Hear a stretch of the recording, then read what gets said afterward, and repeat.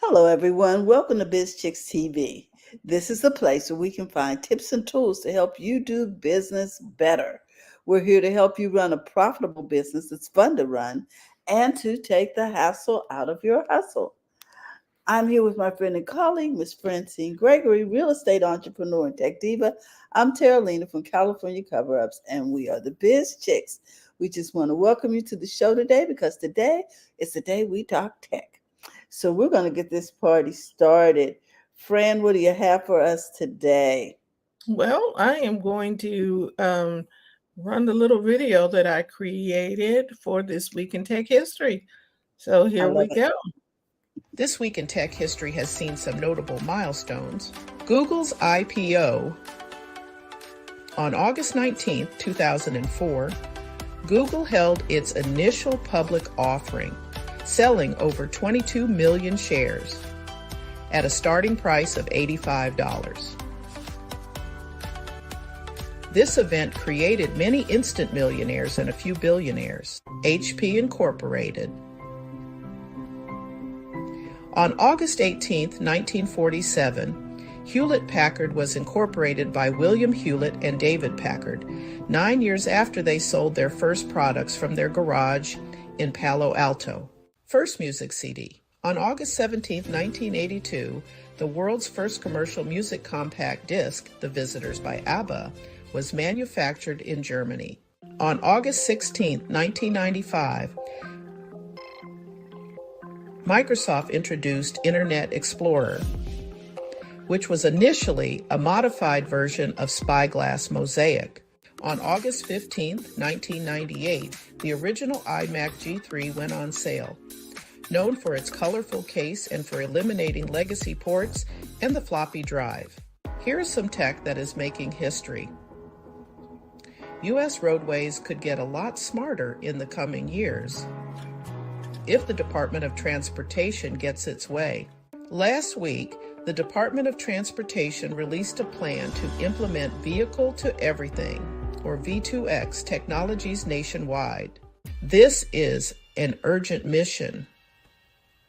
Some 40,000 people die in traffic crashes in the U.S. each year, and the numbers have been trending upward in recent years. Enter V2X, a technology that enables vehicles, wireless devices, and infrastructure to communicate with each other over a wireless network. Using V2X, vehicles could, for example, get alerts about inclement weather conditions, another vehicle veering outside its lane, or a crash ahead, where the rubber meets the road. It would also require automakers to continue investing in the connected and automated vehicle tech that the industry sees as a promising new revenue source. And that's your week in tech history and tech making history. See you next week. Wow. Was that a vehicle with portable wireless on the road? Was that what I saw at the end of that video? I believe that's where everything is going to be interconnected. Because these vehicles will be bringing wireless all across the highways.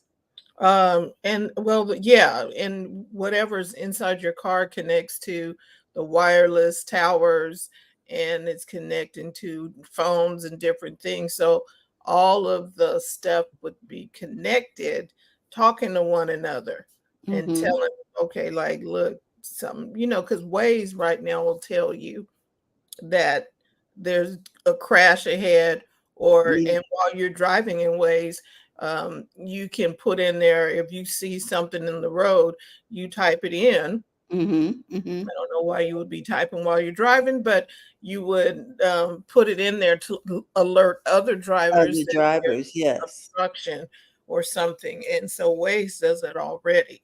So you have this up to the minute updates because of citizen reporters. Well, yes. Okay. That's because cool. People, instead of dodging the boxes in the road, hey, and that would, I think it would make it where the CHP or whoever would get a message that, hey, there's something that needs to be taken care of, Yes. instead of the citizen getting out the car trying to deal with it. Exactly, because we do that. We just be holding up traffic by ourselves, trying to get mattresses out the way, and egg trucks that have turned over, whatever's going on, chickens off the Mhm. road.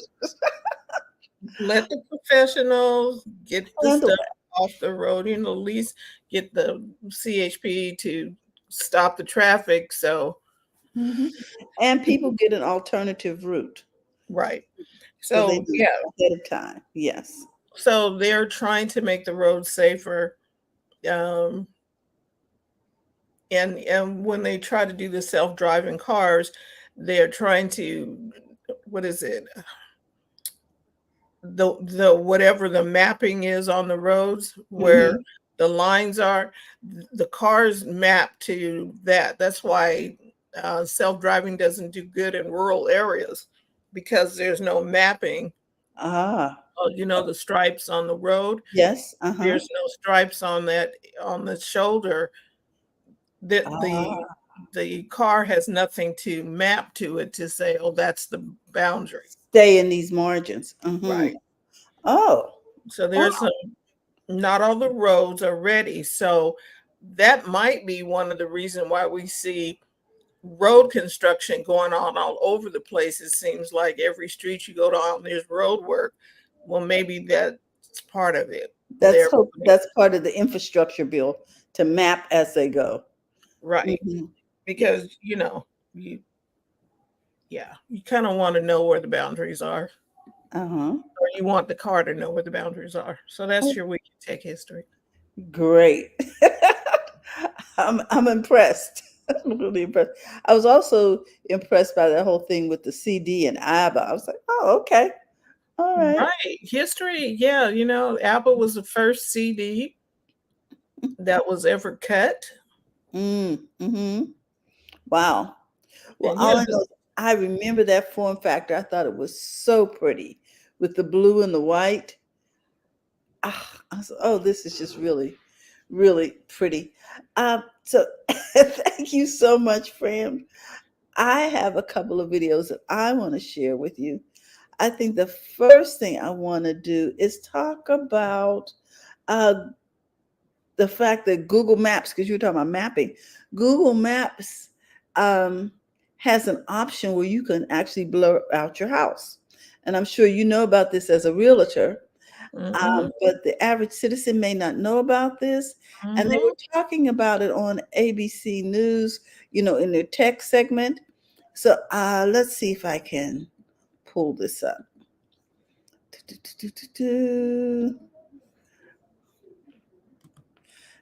and talk about why you want to do this and how to get it done. Okay, let's go. A GMA cover story in the online strategy the police say could help protect your home from burglary.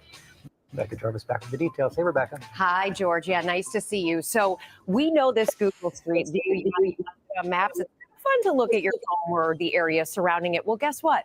Criminals are also using that Google Street View. Here's how to make sure you protect yourself.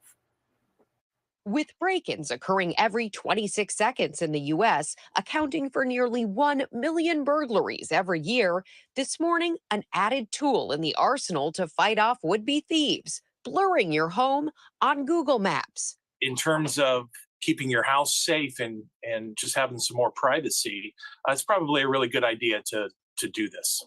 Officer Ryan Railsback of the Riverside Police Department, where home invasions have been on the rise in recent months, even blurred his own home upon learning of the feature. It could be a good way for criminals to, kind of do some research in the neighborhoods that they plan on targeting. They're going to be able to see what type of windows, what access points do they have from the front of the house. It showed my one of my cars in the driveway clear as day. It can also show criminals if you're lacking a security system, something that makes a home 300% more likely to be burglarized. To hide your home, first find your home on Google Maps. Next, go to the bottom right of the screen and click Report a Problem. Then click what you want blurred and hit Submit. everything that you can do, all these little steps that you can take to eliminate or lessen the likelihood of them using your home as a target, the better it is. As for what else you can do to keep your house safe, display signage indicating what security you have, reinforce windows with window stops, and keep doors, cars, and windows locked at all times. And again, if you want to blur out your home, you're going to go to maps.google.com. You enter your address, then you go to Street View. You look for the Report a Problem button. Then, guys, you enter in your home information. You enter in your address, your name, and your email. They may follow up with you, and then it's blurred. Okay, just like that. Hmm.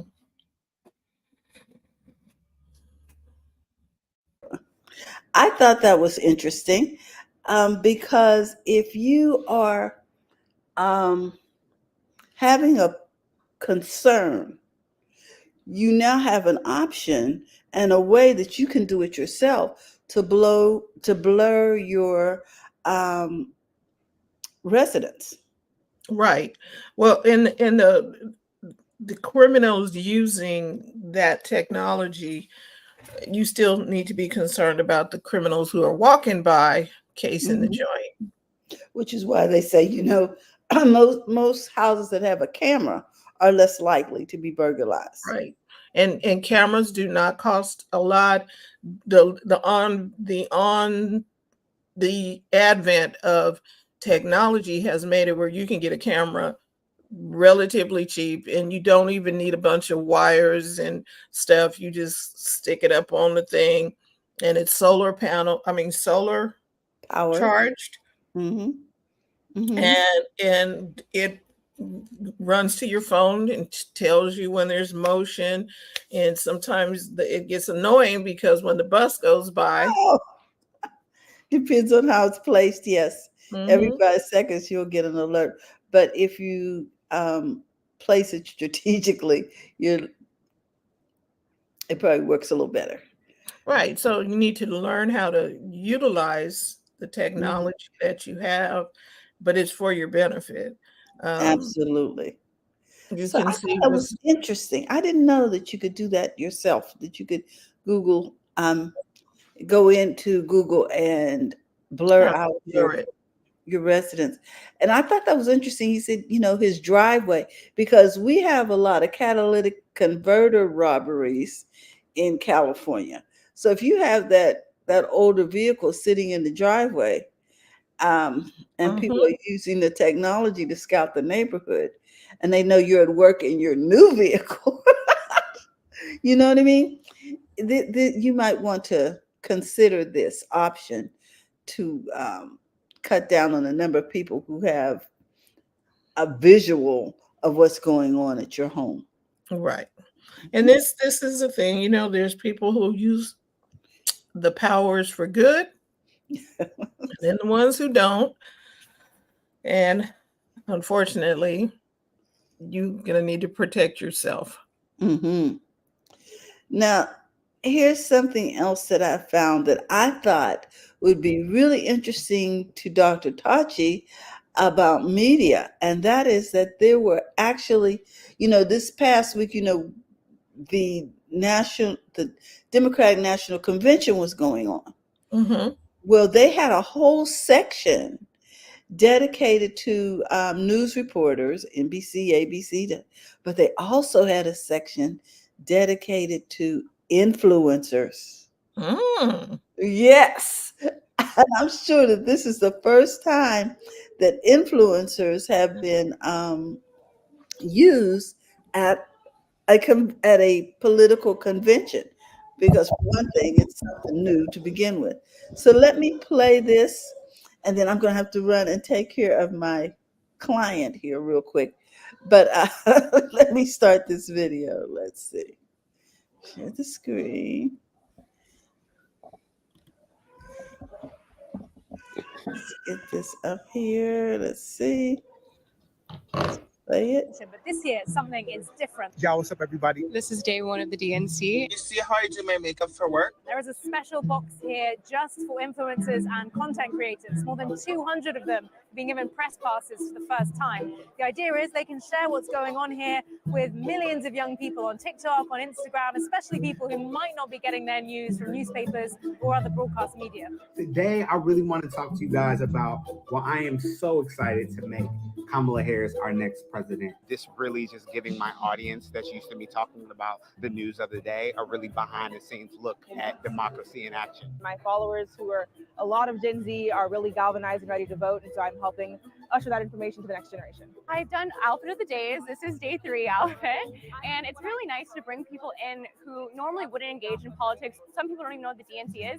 They're like, oh, that's a great outfit. Why are you here? They've got access to a special lounge here. They've got help from the party, connecting them to key political figures. It's a very tactical strategy from the Democratic Party because, for example, they may not have to be as impartial as some traditional media outlets might be.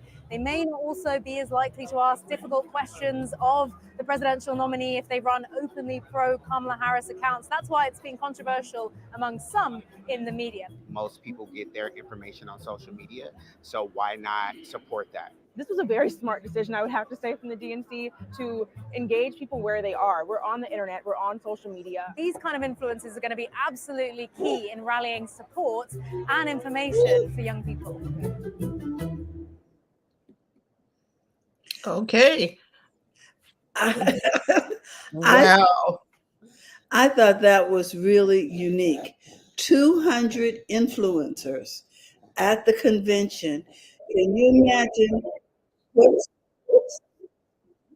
what sort of impact that is going to have as far as getting, reaching a different demographic, reaching people who only stream, et cetera, et cetera. But I think it was a real acknowledgement of the power that influencers actually have. Well, and Dr. Tachi, I'm sure, is going to touch on this since it's her wheelhouse.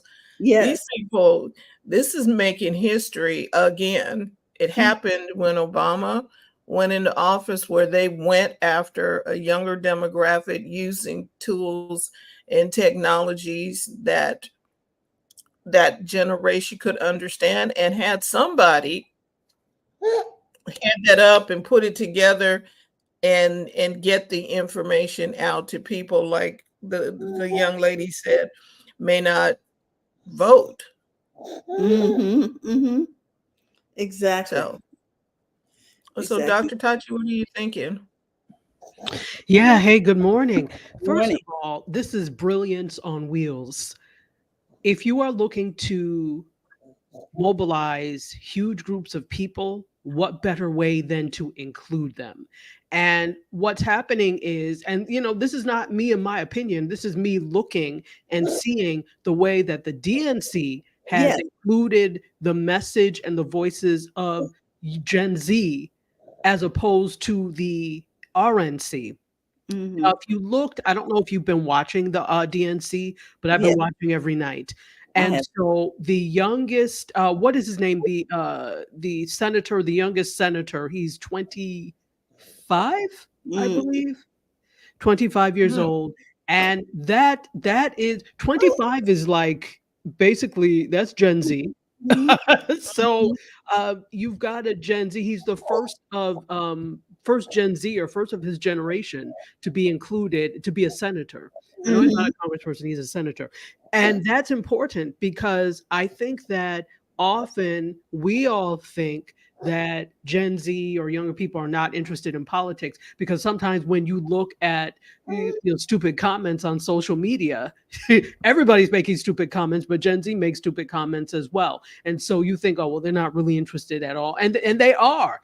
Everybody thinks about their future and their present, right? Yes.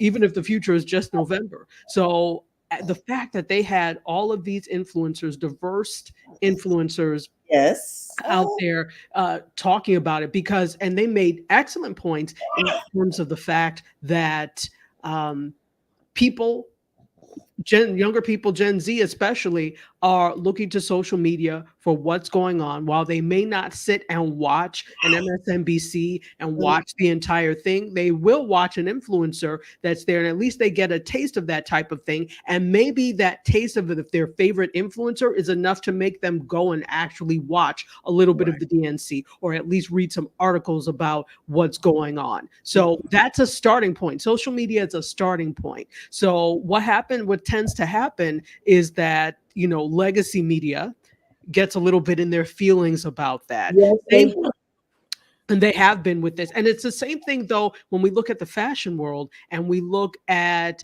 fashion influencers that have been invited to these fashion shows. Some of them are, depending on who they are, on the front row. And fashion people have gotten all up in their feelings about this, about fashion media, I should say. Well, then do what they do. There's something they're doing that's right, that's causing people to follow them. This is what people want.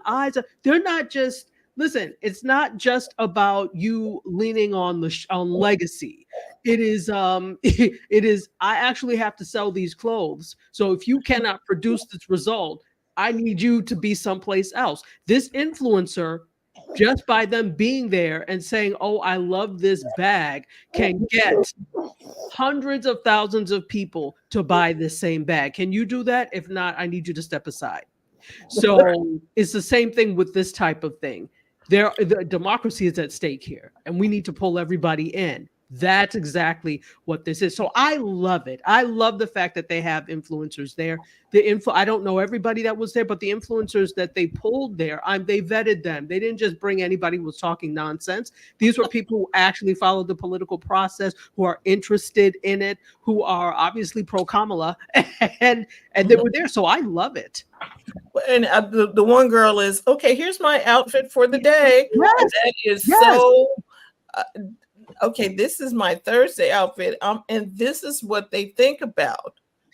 Exactly. They love get ready with me's. I'm sorry to interrupt, but they love the get ready with me videos. So I haven't seen one yet, but I bet you there's one. Get ready with me as I get ready to go to the DNC in Chicago, and they're doing everything that they're showing everything that they're packing, that type of thing, showing around. And so it is not just for the DNC, right, and not just for the Democratic Party. This is also showing Chicago, right? They're going around and doing things and showing Chicago. They're showing maybe where I ate while I was here. So this is a win-win all around. Sorry, I'm just excited about this. So it's a storytelling. Yes. It's not the same old stuff. They're telling a story, and we're getting to see the behind the scenes. And this is what I ate. And I don't even follow the young lady. I'm like, oh, that seems interesting. That was interesting, wasn't it? Right.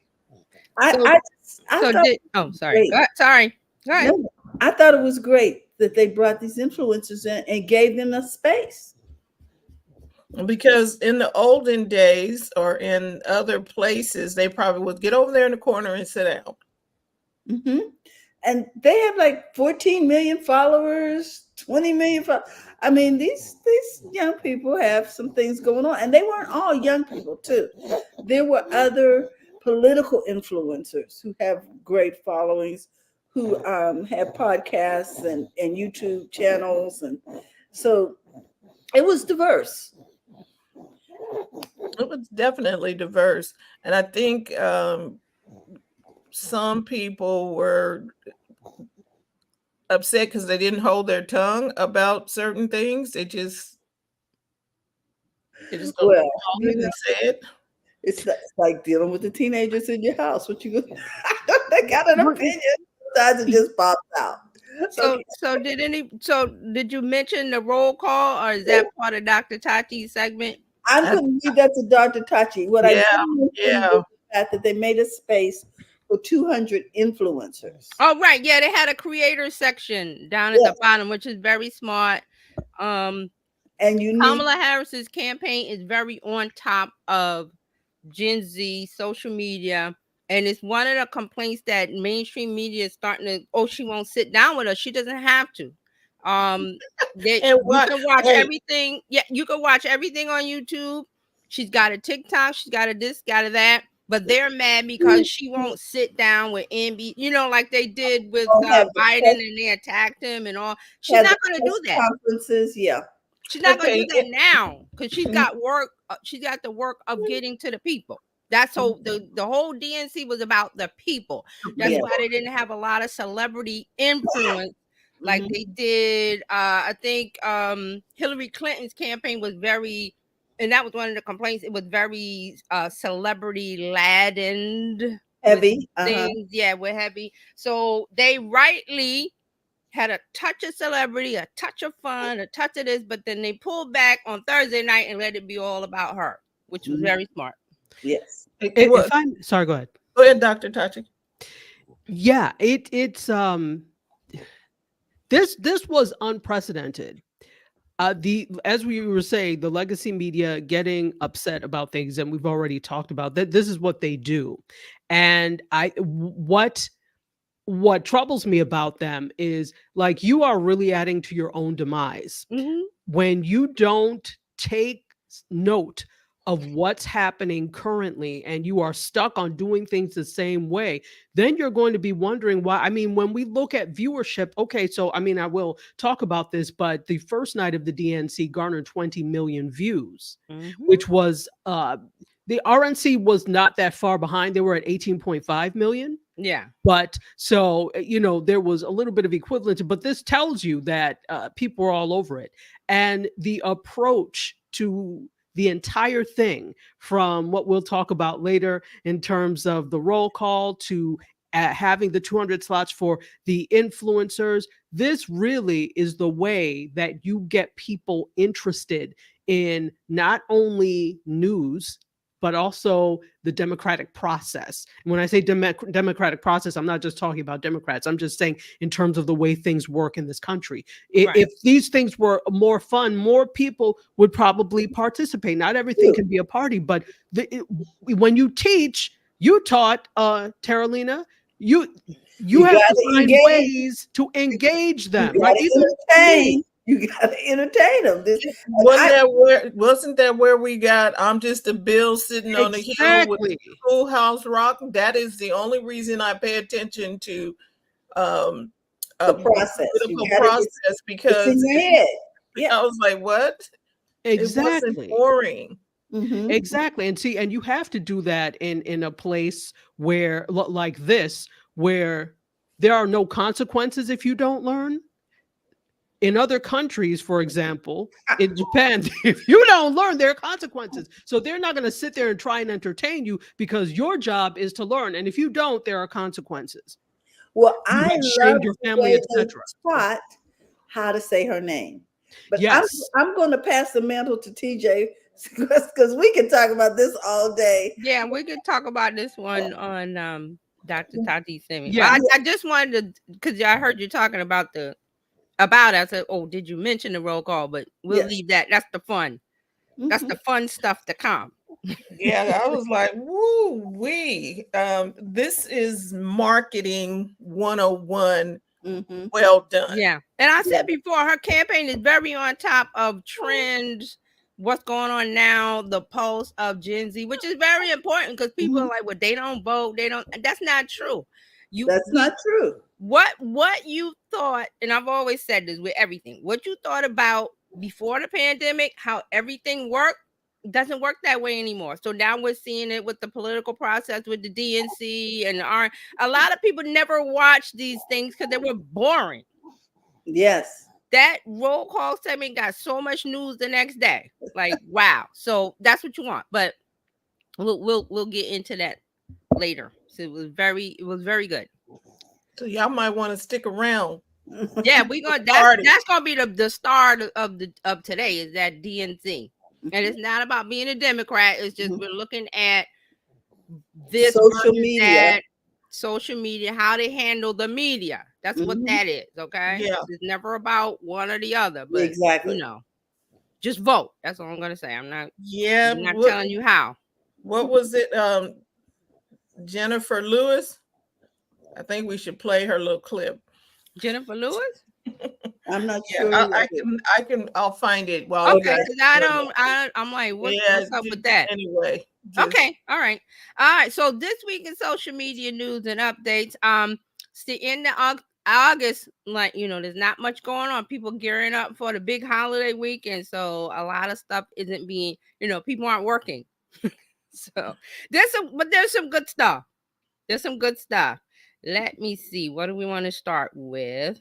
There's no Snapchat news. Like I said, there's not much, but I did get a couple of things. Let me see. Where? Yeah, let's start with Apple. Apple did something this week. They launched Apple Podcasts on the web. Does anybody care? No, not really. Well, that was one of the complaints, that you could not listen to Apple Podcasts on the web. You had to, use a device. So now Apple has said, hey, you guys, that you want this, you can now stream your podcast on the web. So the Apple Podcast app is now available on all major web browsers. That's Chrome, Edge, Firefox, and Safari in over 170 countries. So this new web experience wants to make it easier for anyone with a web browser or any device to access podcasts. So they're saying that this has already been there, but the process of finding the podcast was very convoluted. There wasn't a direct website, which they have now. Is podcast.apple.com. I have not looked at it. I will look at it in a minute. But it's a straightforward way to a podcast. So now that they have this new interface, this is, it allows users access to features that were previously only available in the app. So Apple Podcasts was mostly experience of, well, they want you to listen to it on a mobile device, but now they've removed that. Why? For access. More ways to listen to a podcast, more people to get, listening to your podcast. More engagement. If you have a subscription, guess what? You got access to more people.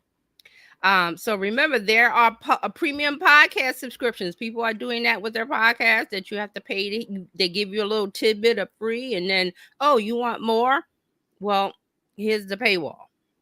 Okay, so listeners can sync their Apple accounts to be able to pause the podcast and save their play progress. So it will sync between the web and the mobile device. So, they're trying to keep up with YouTube Music, Amazon Music, Spotify. They all have web-based platforms where you can go and you're not beholden, or you're not connected to the device all the time. Okay, so that is what Apple is doing. They're saying for podcasters, Apple Podcasts on the web allows them to share links to episode shows and channels, and you're able to reach a wider global audience. Again, that is podcast.apple.com if you're interested. May I? Yeah. So I love Apple. I really do. I use Apple devices. My podcast is on Apple Podcasts, but I think it's almost too late to really draw people into listening using Apple Podcasts on the web. Like, if you're not already using it, it's almost too late. First of all, when I listen to my podcasts, I use Spotify because I don't like the interface of Apple Podcasts. It's Right. like, ugh. So I just never used it, even though Apple is the premier place you want your podcast, and a lot of people draw the RSS feed from there. Right. I never used it as a listening device, right? Right. So I use Spotify, and there's so many others. So for them to now you can listen on the web. Well, you could have been listening on the web on Spotify, and guess what? I can use my TV and use the Spotify app and listen to podcasts and stuff that way. So it feels like they're coming around a little late, and I'm wondering why. Well, I know that was the complaint, but I'm wondering why now they felt, okay, well, we might as well do it, because nobody cares. Or let me say, I don't care. Well, it's just, Apple say, hey, we missed the ball with this, or we're too late. Like you said, here it is. So, and Apple's one of those companies where they're cash rich. So they're they just do things because they're just. It has to be, because their bread and butter is actually the electronics, their devices. It is But they're not moving to more of a soft. They're moving software. They're moving to right. more of a soft thing. But Software you're right. based. Yeah. The consumer electronics is their thing, and we'll see in September when they debut the iPhone 16. Didn't we just get the iPhone 15? We did, but we'll see in September what else they actually debut and what they're going to be actually doing. And I think you're right. I think we may be feeling more software because they're going to have an update to soon, right? iOS 18. Yeah. So yeah. Yeah, but just for context, Apple has a lot of cash, so they don't really have to They can worry do what about they like. that. Good for you, Apple. So, yeah. So there you go. So Apple threw us a little. Here's a little tidbit. Here's a little appetizer. And let's see. So there's one from Instagram. Instagram is adding a favorite song, allowing you to add a favorite song to your Instagram profile. Again, who asked? If we put one more thing on our Instagram. So the lead in for this was Instagram is turning into MySpace, because MySpace was that place where you could put music and little things moving with the cursor and the little fun stuff. And I saw the comments. Everybody's like, "Who asked for this? Give us chronological." At any time Instagram does anything like this, people say, "Who cares? We want chronological, or show all of my posts to all of my followers." They don't care. But Instagram is like, we don't care, and we're going to throw these things out because we're here to make Gen Z happy. If you don't understand what Notes is about, it's a Gen Z thing tied into Snapchat. If you don't understand a thing in Instagram, because it's not for you, it's for Gen Z. Yes, but Gen Z ain't over there to use it. Well, they are kind of, but they're not. It's all of these apps are preparing for the TikTok. Whatever happens with the TikTok in January. So you're gonna have if you're gonna have guests to your party, when do you clean house, decorate, get ready for things? You do it in advance, right? This is what this is all about. This is all in preparation. Open the door. Here come the trick-or-treaters. We got the candy ready. It's Thanksgiving. You gotta throw that turkey out the day before. You can't do it the day of. You can't. All those things are in preparation. That's what this is about. Okay, so I see your point, because I'm like, you can't. Do you want your house to be straight and everything when the party you getting ready for a party? Guests are arriving. Let's get ready. Let's have the snacks and the hors d'oeuvres and the chicken wings and the hot wings we were talking about that too. I was like, get your stuff ready, not the celery with the peanut butter, with the hot wings. Okay, so this is what Instagram is all about. They want Gen Z. They can't get them on Facebook, even though Zuckerberg said, "Oh, they're coming. They're only going to Marketplace and leaving." It's trick or treat. They knock on the door. We want Hershey bars. We don't want those. What are those candies that nobody wants? I'm trying to think. There's a candy that nobody wants, but we want the Candy Hershey corn. and M&M. Candy, but there's a something chocolate that Whoppers. What? No, I can't think of it. It's not coming to me. But it's a candy that like a pay. Some people like payday, but most people like Hershey's and M&Ms. The top like tier Chico candy. sticks, or is it No, chocolate? okay, look. No, they don't want them Dollar Tree candy. They want Thank you. Snickers There's and some kind the of name chocolate brand bar. candy. I can't think of it, but they want top. There's a top level of candy when it comes to Halloween. Those cost more. The ones that are on sale. That's because they know nobody wants those. The kids don't want that. Like, what the heck? We want where's the M&Ms? Where's the Hershey? So yeah, Instagram is laying out the Hershey's and the top tier chocolate candy. They're giving out they're putting out the stuff that people want. So Whenever you see something that happens in Instagrams, especially, is to attract Gen Z. We want the squirrels to come over here, so we put out the nuts that the squirrels like. Mm-hmm. Come on over. Stay a while. So that's what Instagram is doing. So they're allowing you to add music to your profile. To do this, if you want, you go to edit profile, search titles from Instagram's music library. You can select up to a 30-second long segment of the song by sliding left or right. The song doesn't play automatically when you visit somebody's profile. Instead, you need to click on the play button. So it doesn't automatically play, but there will be, I'm assuming there will be some kind of notation. They're saying a play button that you tap it and it will play whatever song you did. It's like your doorbell. Mm-hmm. Mm-hmm. And I'm putting a song on my doorbell, on my voicemail, or whatever those things, and people are coming and you invite them, and hey, there's some music. So there you go, Instagram. Who asked for it? Not I, said the cat. And Meta is letting us cross post from Instagram to Facebook to Threads. Now, this is not a shocker. Mm-hmm. They've been experimenting with this cross posting from Instagram, Facebook to Threads because if you have seen it, you've gone to Threads and you've seen Instagram, and you've gone to Instagram and seen Threads, and you're like, what is this? It's interactivity to keep you using the app. Mm-hmm. And of course, Threads, they want you to use Threads even more. So you're in Instagram, they're trying to get you to go to Threads. You're in Facebook, they're trying to get you to go to Threads. So there'll be an option when you post that you can post to Threads. So they have it now for Facebook. You can turn it on automatically for Facebook, or you can do post by post for when you do an Instagram post. There's an option. So there'll be a Threads option in there also. So they've been testing this for a while, but it's official. They're officially announcing it. So this new cross-posting capability is part of Meta's larger goal to get the most out of content people share in their Meta world.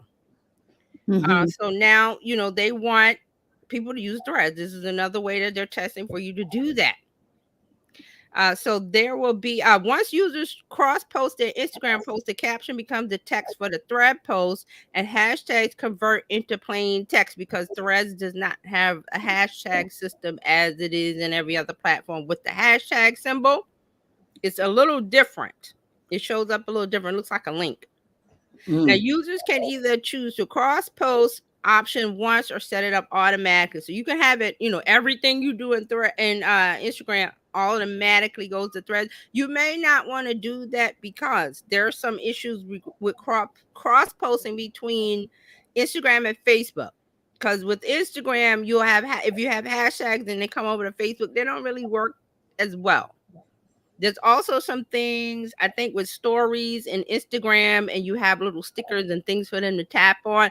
It doesn't translate to Facebook. So you got to be careful about the automatic part of this. You might just want to say, you could turn on the automatic, and then I've done this for Instagram. It'll say, do you want to share to Facebook? And I said, not this post. So it doesn't turn off the automatic. It just says, well, not this post. So there's ways to do that, but there's no option, and also there's no option to cross post Instagram Reels to Threads because that functionality isn't there yet, but it will. Okay, so that is what it is. Now, why this was in the article. What is the point? Why do this? It's because it simplifies the processing process for content creators, social media managers, and business owners, saving them valuable time and effort. Instead of creating different content for each platform, they could just do one post, hit the button, and it goes over. But it doesn't work all the time for the reasons I just said.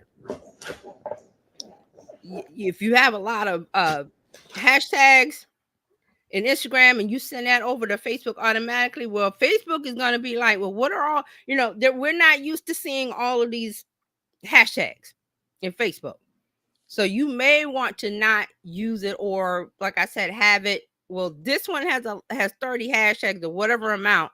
I don't want this to automatically go to Facebook. I might just go and manually do it. And I use Meta Business Suite, so you can do it in there. but some people are not. So that's the issue with this. Why are they doing it? Because they want to make it easy to create content, and then a lot of people are doing things in each of the Meta apps, and they don't want to go one by one. But again, that's the lazy way. You may want to decide not to do it on every post. Okay, so that is what Meta is doing. And I believe that is it for. Oh no, I got one more. Forgot about YouTube. YouTube has done some things. YouTube is taking on TikTok Shop with the Shopify partnership, expanding the partnership. So they are allowing creators to get access to thousands of new brands to tag in their shopping videos. All eligible Shopify Plus and advanced merchants in the US can now sign up for the shopping affiliate program. This shopping affiliate program from YouTube gives creators a way to earn money through their videos, also helping the audience find new products. So it's a win-win. The brands get to reach customers and increase sales, and the creator gets more people coming to their channel because there's an opportunity to shop. There's also a part of this, a new Chrome extension that will allow creators in the US who are part of this system to save products while browsing a brand or retailer site in order to quickly find them when they're ready to tag them in a video. Okay, so that's what YouTube is doing. They're trying to ramp up its e-commerce connections with creators to bring in more revenue, because there's a little slowdown in digital advertising. Digital advertising is still up. It's just Google is noticing the trend of e-commerce, creator commerce, Shopify, Patreon, all those things. People want to shop. So people are starting to realize that, and that's what I said about Pinterest. Like, Pinterest is great for that. They already had the connection between, oh, here's something and a little blurb, and this is how you buy it. Click, you buy it. So YouTube is discovering that. TikTok has discovered it with their shop. So this is where they're going. So YouTube has said that people watch more than 30 billion hours of shopping related videos on YouTube last year, 2023. And the platform saw a 25% increase in watch time for videos that help people shop. So there is precedence. There's a wave, and they see it where this is something they want to invest in more with Shopify. Okay. And that is it. That is it for this week. All right. Thank you so much, TJ. You're welcome. Okay. We are switching to Dr. Tachi. We're going to hear what's going on in media, Dr. Tachi, because it's been pretty exciting. Oh, boy. So really, let's just start off with the DNC. Yeah. So this is going to be an interesting conversation, I think, and I think we should all just kind of talk about the things that we saw that media-wise they did well. We started talking about it. One of the and Terralina brought it up. One of the things they did really well was including influencer voices in this. Without a doubt, outstanding, and ratings gold, marketing gold. Listen, whoever is a marketing person, a marketer, or trying to teach this, if there are professors, if you don't use this as a lesson, they need to take your credentials from you. Yep. Yes, because the RNC was a missed opportunity, wasn't it? It was, but there's a reason for that. If you listen to, and I was watching a number of different platforms to see the different take, because they were all showing the same thing, but they had different commentary. Now, of course, I watched MSNBC because Joy was one of the persons that was there. And so I was watching MSNBC, and, and then Rachel Maddow, and just them talking about it. And they brought up a good point that when it was a journalist that was speaking with Joy, her co-host for this, when the RNC was there was a different demeanor entirely to it. And a lot of it came in the terms of the Democrats have to be stopped. So instilling fear and coming from a point of, hate, borderline hatred. They're not going to show it outright, but coming from that standpoint. So there was a lack of a joy ethic, which is a stark contrast to what happened here. Mhm. So when you are there to make the point that these people have to be stopped, we have to save our country from them, you're not worried about engaging people. You're just there about putting the message out and instilling fear so that people vote for you. The interesting thing is that's what dictators do. So, of course, because he wants to be an autocrat, it follows that the way that the RNC was run is this way. Now, clearly, not everybody who was a Republican agreed with that way of doing it at all. And it's shown now, especially the quote old guard Republicans. They're like, this is not what we're here for, even though they may not agree with Kamala Harris and policies and that type of, there are fundamental differences in the way things operate. However, the point is supposed to be that this is all one country and it's supposed to be for the good of the country. And clearly you have somebody, this is unusual because you have somebody there that is very self-serving and about self, and it comes through, right? Like the Truman Show, this was the 4 to 45 show. Okay, that's what it was. And so that's the reason why you did not have that same level of engagement. It wasn't going to be because it wasn't designed to engage people or engage voters. They were speaking to a very specific base of people, the people who agree with him. Those outside, we're not worried about you. It was not designed to persuade others to join, to come into the tent. I get it. No. Okay. Yeah. Right. So if you see that there's a very different ideology fundamentally. So the fact that, number one, they had the influencers there, 200. Yes. They made space for 200. That has never been done before. But what the DNC did is they took a cue from other industries. If you remember, I think it's 3 years ago now, the Met Gala. The Met Gala is traditionally closed to outsiders, outside of the people they invite. And it's still closed, right? Outside of the people they invite. But what they did 3 years ago, is it 3 or 4? It's probably closer to 4 years ago now. They invited fashion influencers, beauty influencers. Jackie Ina, who is somebody I follow, who is a beauty and fashion and home influencer, was invited. There were a lot of people that were there. Patrick, what's his name? The makeup artist. Patrick, I can't remember, but he's an influencer as well. Okay. So they had these people there, made space for them. Do you know that the social media engagement for Vogue and for going for Vogue and people going to Vogue.com, I want to say it like tripled because of that. So there are all sorts of lessons when it comes to engaging social media, engaging, quote, non-traditional media. It does well for your other media as well. So now people can, because honestly, what young people cared about the Met Gala like that? Not a lot. That was fashion people, that was, journalists and that type of thing. Influencers didn't really care that much about it until they invited influencers. Now I care because I'm going to get to see Jackie Ina in all of her glory. I want to see what she's wearing. I want to see what she's able to show us. So even though they haven't made a big deal with the influencer thing since then, they have still been inviting people. There are a lot more musicians that they invite. Tyla, who is big.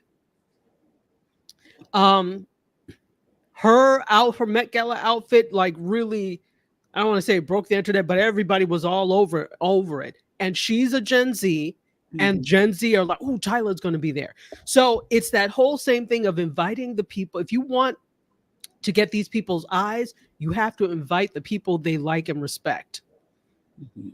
That's what the DNC did well with that.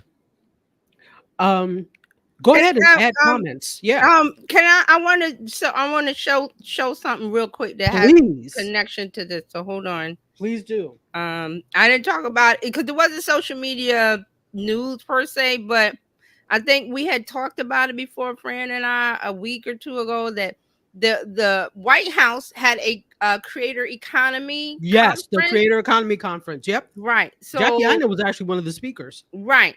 So this is, let me make sure. Is it that? Yeah. So this says creators take Washington inside the inaugural White House Creator Economy Conference. So this is what they had, and President Obama was there and he spoke.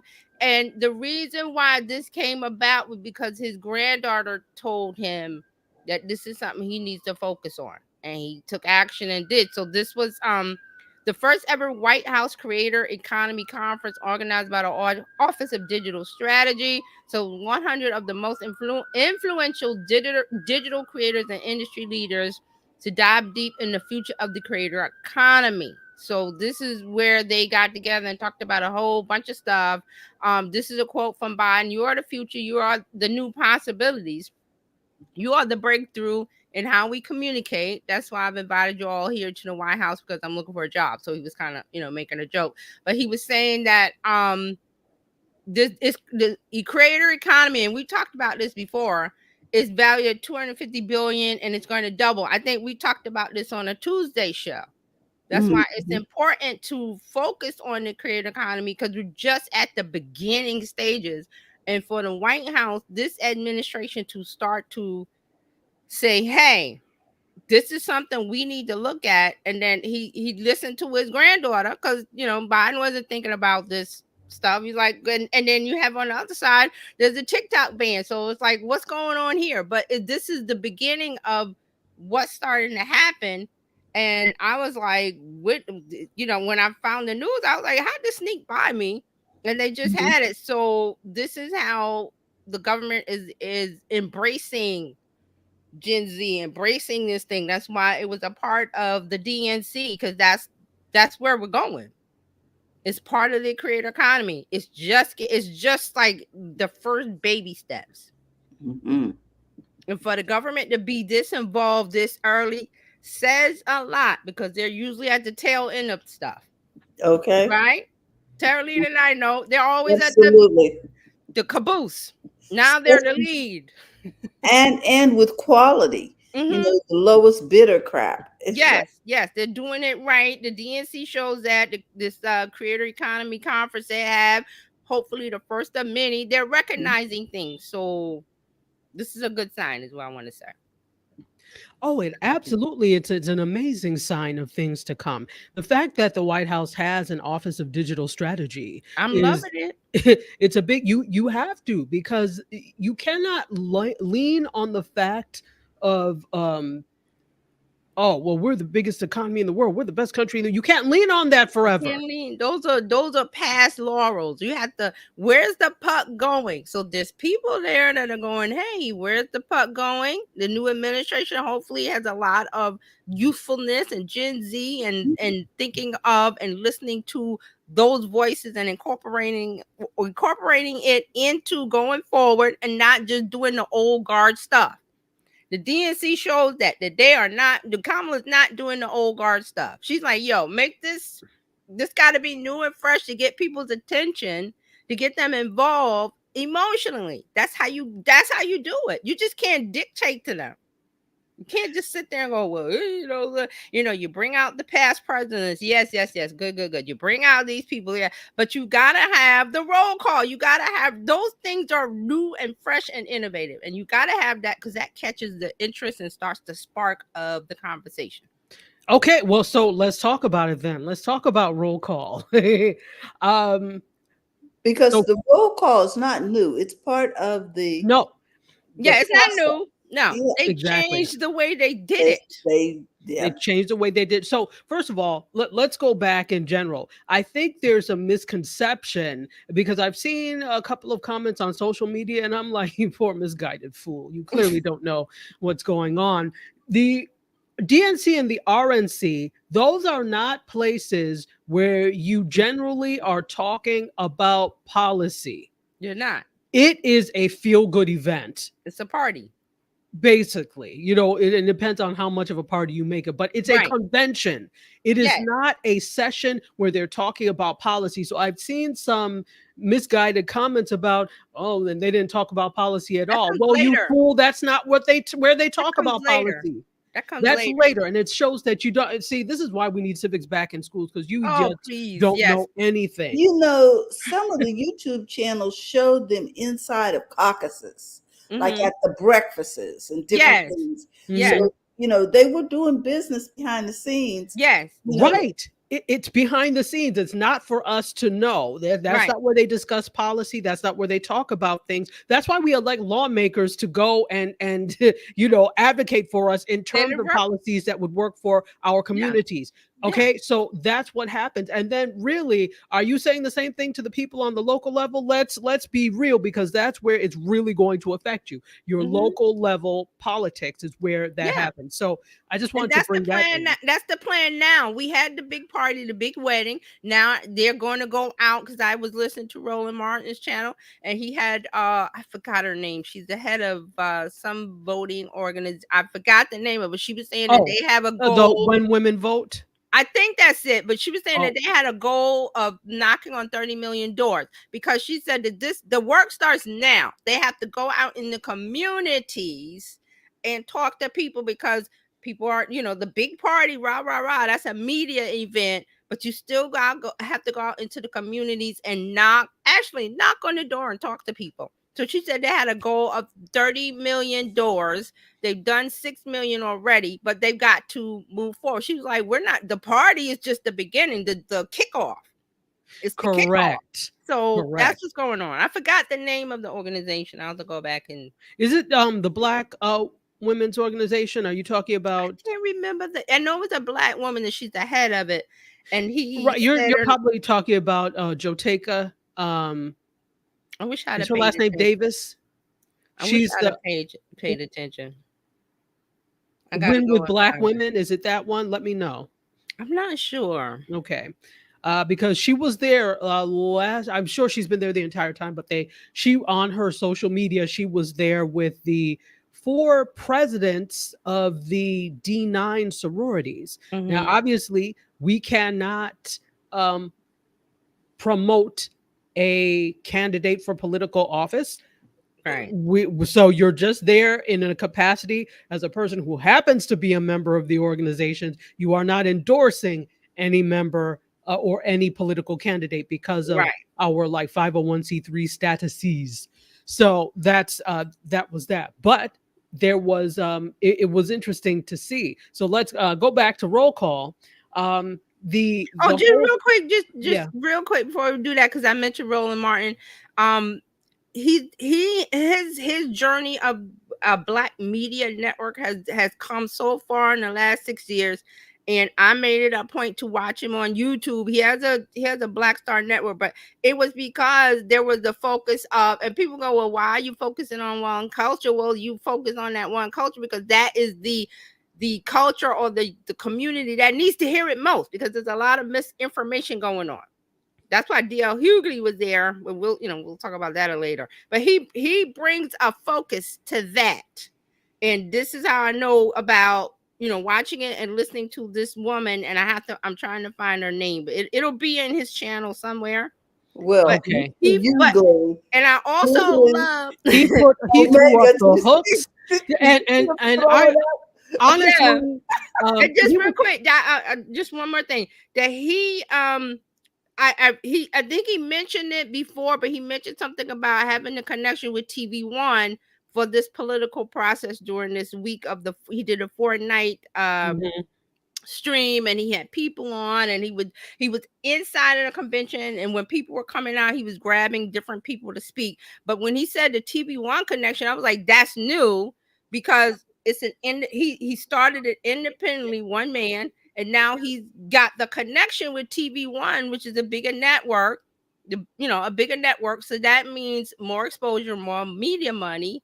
So I was that really Well, he was with TV1 before, but he Right. started. No. I mean, he's got the show had a partnership for these 4 nights. Yeah. Which he didn't have before. They would have been stupid not to do this. Yes. Yes. So instead of them, having, because they got rid of their news, we won't even get into why, but right. Instead of, he built this, what I'm trying to say is he built this thing up from this one step, and now he's back with the network that he was the news anchor of, but he's on the other side of it, creator economy, all of that, and having his own independent news network. And I thought that was just like a real, 360 moment for him. It is, because they realize, especially since they got rid of their entire news department. Yes. What they're realizing is they need the quote unquote creator economy. Yes. To really reach areas that they don't. And traditionally, I will say it, Black media is traditionally even more traditional than mainstream media. Right. They're the last ones to really work with influencers. They're the last ones to get connected in terms of technology. The last ones to get money and funding and the media dollars and all of those things that Roland talks about, all of that. I just thought that was a big moment. He may have announced it before and I missed it, but when he said, because something about broadcasting with TV, I was like, wait a minute, what? So and I'm looking at this as the point of I'm looking at his starting point of being one man, having a camera and doing this, but having the knowledge of the journalism and the experience that he has 30-something, 40-something years, turning that into something and then coming around and having the connection with TV1, the network, because they're paying. They're not just, he's just not saying TV1, and they had the TV1 symbol on his screen. What do they call that thing where they put the little logo? It's lower a name. Third. The Branding? lower third. The what? Watermark or lower third. Yeah, the watermark, but there's a term in media. I don't know what it is. Lower third. Yeah, yes. But when I saw that, I was like, they don't just put that up for fun. That's money, is what I'm saying. They got to pay for that. So he's getting that funding step by step, is what I want to say. And it's a very good thing to look at. You don't have to like it, because there's a thing about, they don't like role model. I'm like, I don't really care. There's somebody here that's talking about the issues in this one community that is important. I mean, as a journalist, I kind of think he interrupts people too much. Yes, he does. You don't have to like. I'm not saying about liking his personality and his style. I'm just saying like the process of creating a network in an area that's needed and doing the work. Now, if you don't like his style, then someone you don't like him, start your own network. Right. Oh, exactly. You mean like Indie Soup Media? Yeah. Yeah, exactly. It's not hard. It's difficult. I beg to differ. It is hard. It's not impossible, is what I want to say. Right. It is not impossible. Very, very, very, very, very hard. Because I'm happy to say I saw him from day one. I've been following him a long time, since he was on CNN, and to see the progression, that's what I'm talking about. When I saw the TV1 logo, it hit me. I was like, wow, he is really step going up that ladder and creating something. And again, you don't like his style, don't watch him. That's cool. That's what the creator economy is all about. You have the same steps available to you. You don't like him, start your own channel. Absolutely. And so using that, the creator economy is about involving voices that traditionally are not included in traditional media. And so the fact that the White House has this this digital office, and the fact that they had that creator economy conference, it's huge. It shows that they're listening to not just what people want, but they're also watching what people are doing. And so now let's talk a little bit about, because we can come back and revisit let's talk a little bit about the roll call. Now, roll call is something that's traditionally done. All the states talk about how many delegates they have that they're giving, quote, to this candidate, right? And so usually it's a roll call of states. They start at A and go all the way through W with Wyoming. And it's usually we're giving X amount of votes to candidate X. Yay! It's very dry. It's usually very dry. It's usually very methodical. It's very formulaic. But this year, what they decided to do is shake it up again. Look at whoever is the producer for this event, because this was a produced event. They deserve double on top of what they got. So what they ended up doing was what we're going to do for the roll call. We're going to make music part of it. Music, everybody loves music. So we're going to make music part of it. And we are going to have different DJs. And this is for the entire thing. They had 4 different DJs throughout the entire thing. A house band and a house band. Right, and a house band, exactly. On top of the musicians like Stevie Wonder, who performed, Pink, who performed, Patti the LaBelle, Chicks, who performed, Patti LaBelle, exactly. So they had, I mean, it was star-studded. That's fine. So, but so for the roll call specifically, the DJ who they picked was the same DJ, one of the same DJs who brought us together during the pandemic. Ooh, who could that be?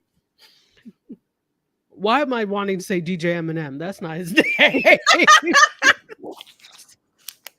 Oh, why can't I remember his name? You know his name. Nice.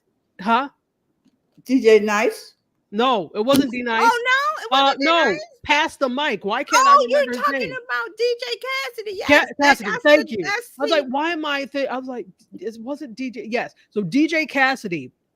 One of the, so there were several DJs that brought us together. Of course, we were talking, D Nice is one, but another one who came up with the whole pass the mic concept during the pandemic was DJ Cassidy. So what they did is they did a pass the mic style for the roll call. Yes. Brilliant. Yes. Brilliant. You said, all right, there's already a DJ out here who does this. So we have to connect with him and see if he could do this. And I saw an interview that DJ Cassidy did, and he talked about several all the planning. MSNBC, and it took 4 weeks. I saw that too.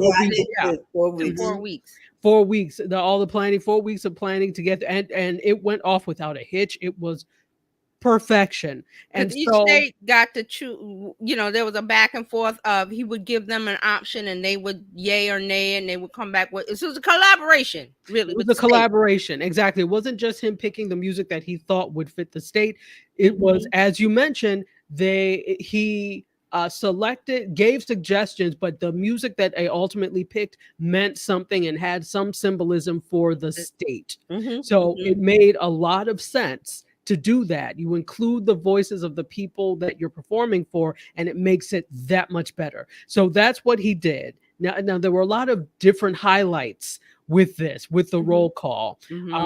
Atlanta showed out. Sorry, Georgia showed out. They stood out. They took the cake. They showed out because it's you had the DJ providing the music, but Georgia had Little John or Lil John that actually performed, turned down for what? And Can then I tell you what I saw? I was like, what is going on? Is this a concert or what? Listen, and the audience was hype.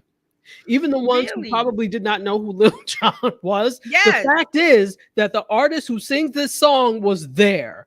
That was amazing. And that's on Georgia. Georgia decided, the state of Georgia, the representative decided on, okay, we're going to do this song and we want Lil Jon to come out. And he did it. Exactly. And he also did, the one from the window to the wall, but he changed it VP Harris to the walls. So that makes, I was like, listen, they showed up, they took the cake, they win the century. Georgia, you win. Yeah, they won. They won, because that's okay, all anybody can talk about the next day. And the irony of it was he used to be on The Apprentice. Really? He did. He was on The Apprentice, one of the seasons of The Apprentice. You are right. I was like, oh, yeah. Okay. One of the commentators mentioned that on YouTube. See, I watched PBS on YouTube because I didn't want to hear any of that commentary. So PBS gave, and C-SPAN and some others gave me the feed without the commentary. Yeah, I didn't want to hear these people talking with their what is I didn't want the negativity of it. I wanted to experience it like I was there. So I MS mainstream media, I was like, okay. Well, I had a couple of ones going. I had PBS going. I had C-SPAN. I also had MSNBC. I was watching Roland Martin. So I I was you covered it. I watched the MSNBC one a little bit. They were on Thursday. They had the less. They did the least talking, which I thought I was like, but they still talk. But the other ones, they're just the pundits have to get their voice out there. I'm like, I don't want to hear from you. Yeah, that I agree. Now, you know what this reminded me of for all you basketball fans when they're doing the draft, the NBA draft. That's what that reminded me of. And with the 2000 pick, you know what I mean? Yeah, it had that excitement. It had that NBA excitement. It had sports feel. It had concert feel. It was very inclusive. It wasn't one type of music. It was up to the states to decide what they wanted. And some of the states had traditional music. One of the states had some kind of Irish tune or something. That was Massachusetts, and that makes sense because Boston has a huge Irish population. Yes. So of course they were. When I heard Massachusetts, I was like, okay, that makes so much sense. Yeah. A nod to their Irish heritage. Yeah. So it was really, really great. So go ahead, Dr.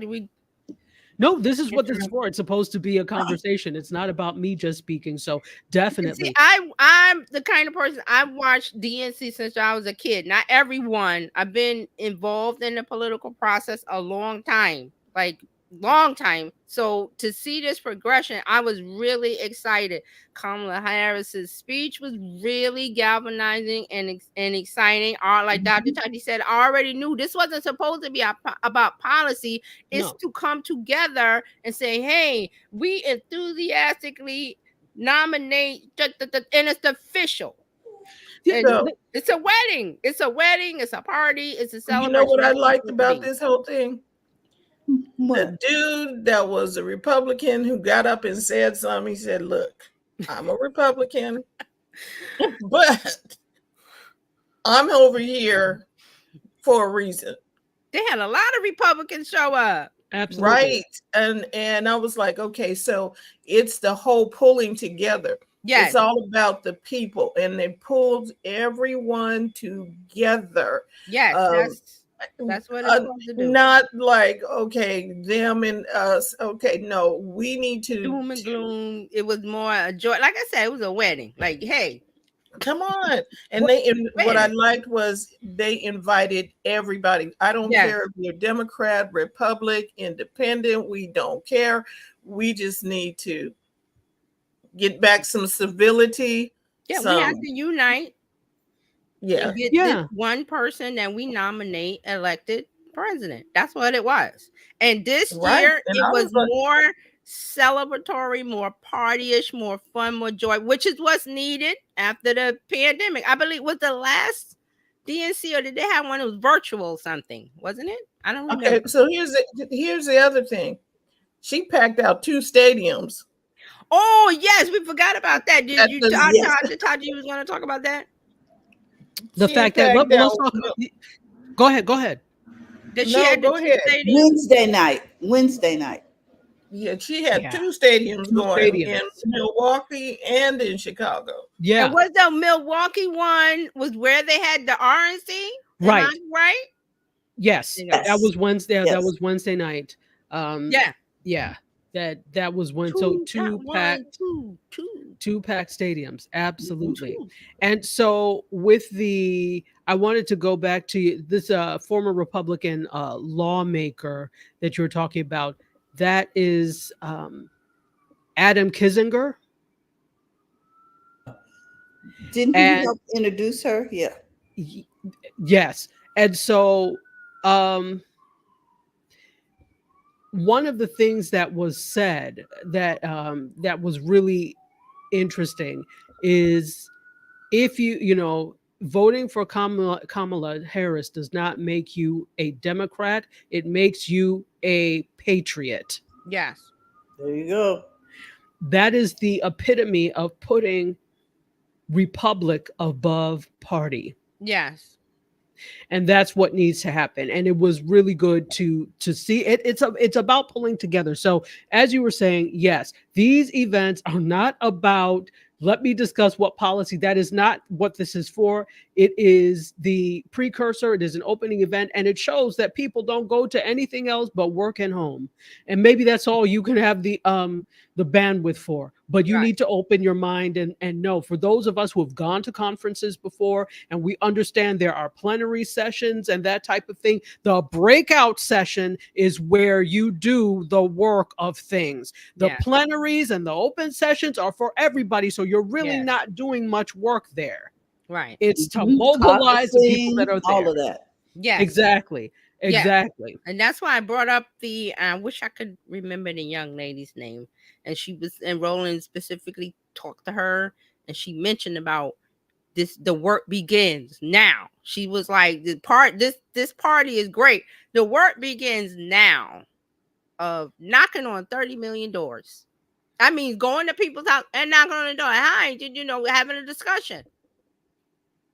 Exactly. Because you can't assume everybody watches the DNC. They don't. I mean, the conventions, they don't. You can't assume that everybody knows the misinformation and fact that, they're saying that Kamala Harris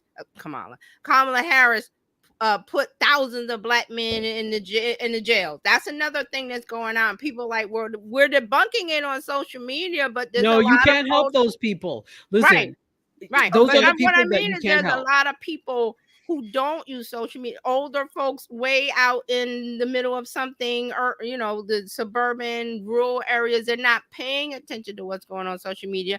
All they hear is this mainstream thing or that mainstream. So to go out and knock on the door and bring the information to people and let them decide is a wonderful thing. It is. I remember the name of her name. It's also a very patriotic thing, because I'm not going to anybody's house in this day and age of trigger happy people. No, knocking on any doors. I hope this thing is. I hope they're being safe. Yeah, but digital door maybe, but no. Yeah, digital door knocking maybe. Here's the thing. For those people who are talking about, well, I won't vote for her because she put people in jail, perhaps they needed to go to jail. Yeah, see, and you all are where she is from. Yeah. So you understand a little bit better than everybody else. I think there are some people who are just intent on, because it's been debunked. I can't remember the exact number, not to get into the whole policy thing. I think it was like 45, but those people deserved. Right, and it wasn't just black men. See, that's the thing. That was all people that went to jail for marijuana charges, not specifically black men. Somehow, some idiot turned it into she put black men in jail. And let's be honest, there is a vilification of women in general and black women in particular. So despite the fact that it's been debunked, there are some people that just so dislike and hate black women that they want to keep believing it. Right. So you keep believing it over there. That's fine. Sound good. Then there's the other thing about, she turned black, blah, blah, blah. I'm not even going to get into that. But I'm like, you people are stupid. You people are stupid. I don't want to hear anymore. Right. So back to the roll call thing. That was the number 2 brilliant thing. There are so many brilliant things that they did, but that was the number 2 brilliant thing. The thing that you take something that, again, we're trying to draw in folks in general, but then you want to draw in younger people. That's how you do it, with something like that, where it feels like, again, we're not discussing policy. These are supposed to be feel-good events. These are events that are, large sessions. We're not doing any policy type of thing here. It is about speakers.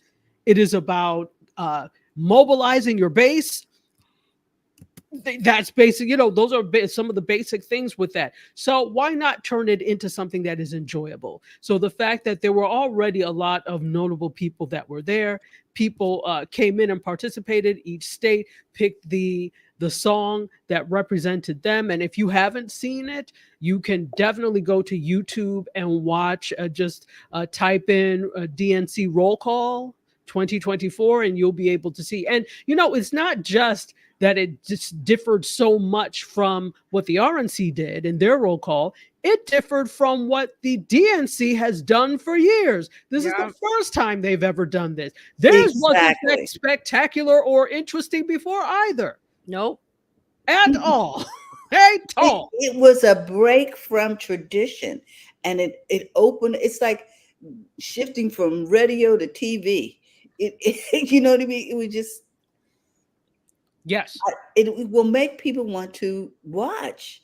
People Yes. want to be entertained.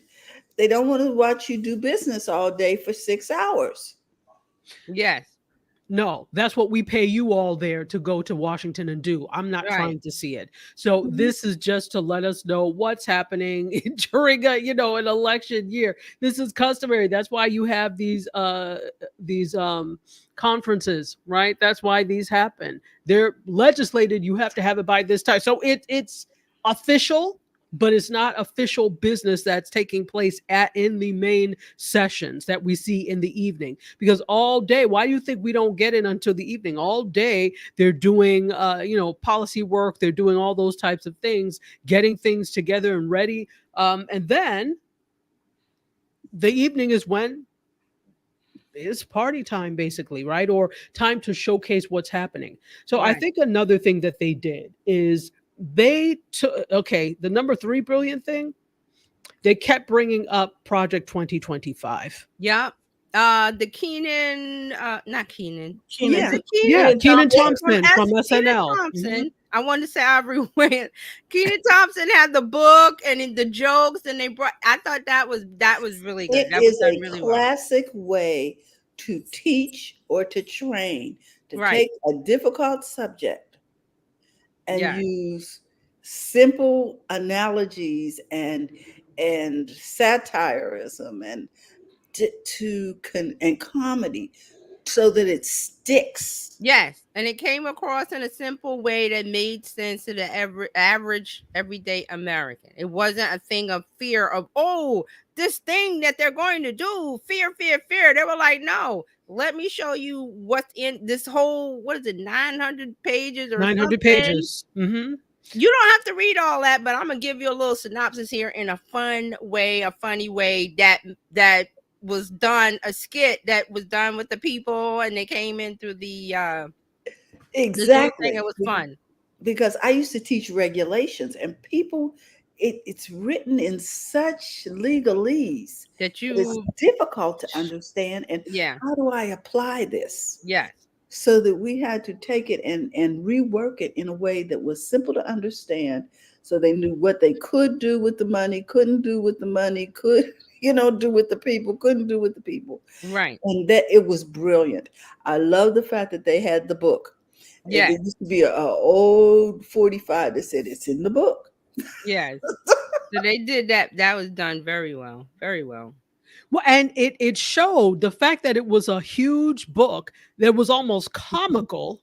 The fact that there are 900 pages of regulations that they're looking to take you back to 1812.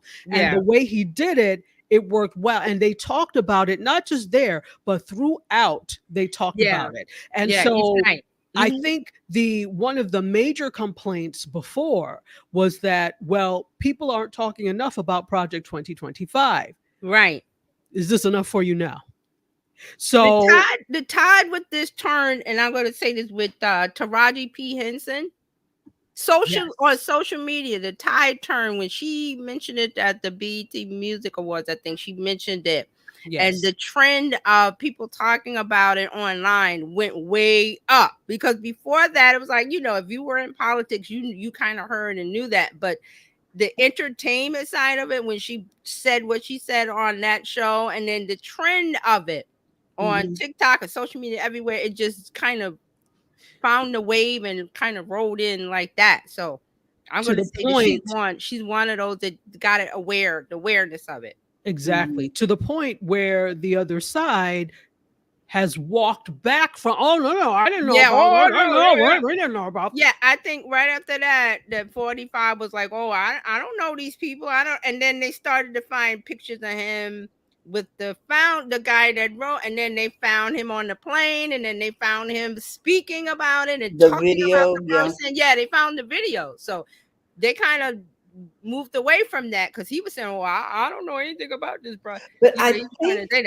the most important thing about the media side of this is they connected with why you should care. Yes. Your Yeah, everyday absolutely. life is Absolutely. affected by section such and page 492. Right. You Right. know, Well, which was the brilliant thing of what they were doing with this. It was so well produced that, Yeah. okay, you take something that's a major issue like a Project 2025. Now we've got it humorous. We brought these people in via quote satellite. They used to do back in the day via satellite, but we brought them in via the web. And Right. now, yeah, Keenan Thompson is comedically talking about XYZ, and each of these individuals are examples of somebody that will be affected by a part of Project exactly. 2025. Oh, On you're top a teacher? There's not going to be no Department of Education. No problem. exactly. So I think that And was she was, interesting. yeah. But But then she they was like, also what?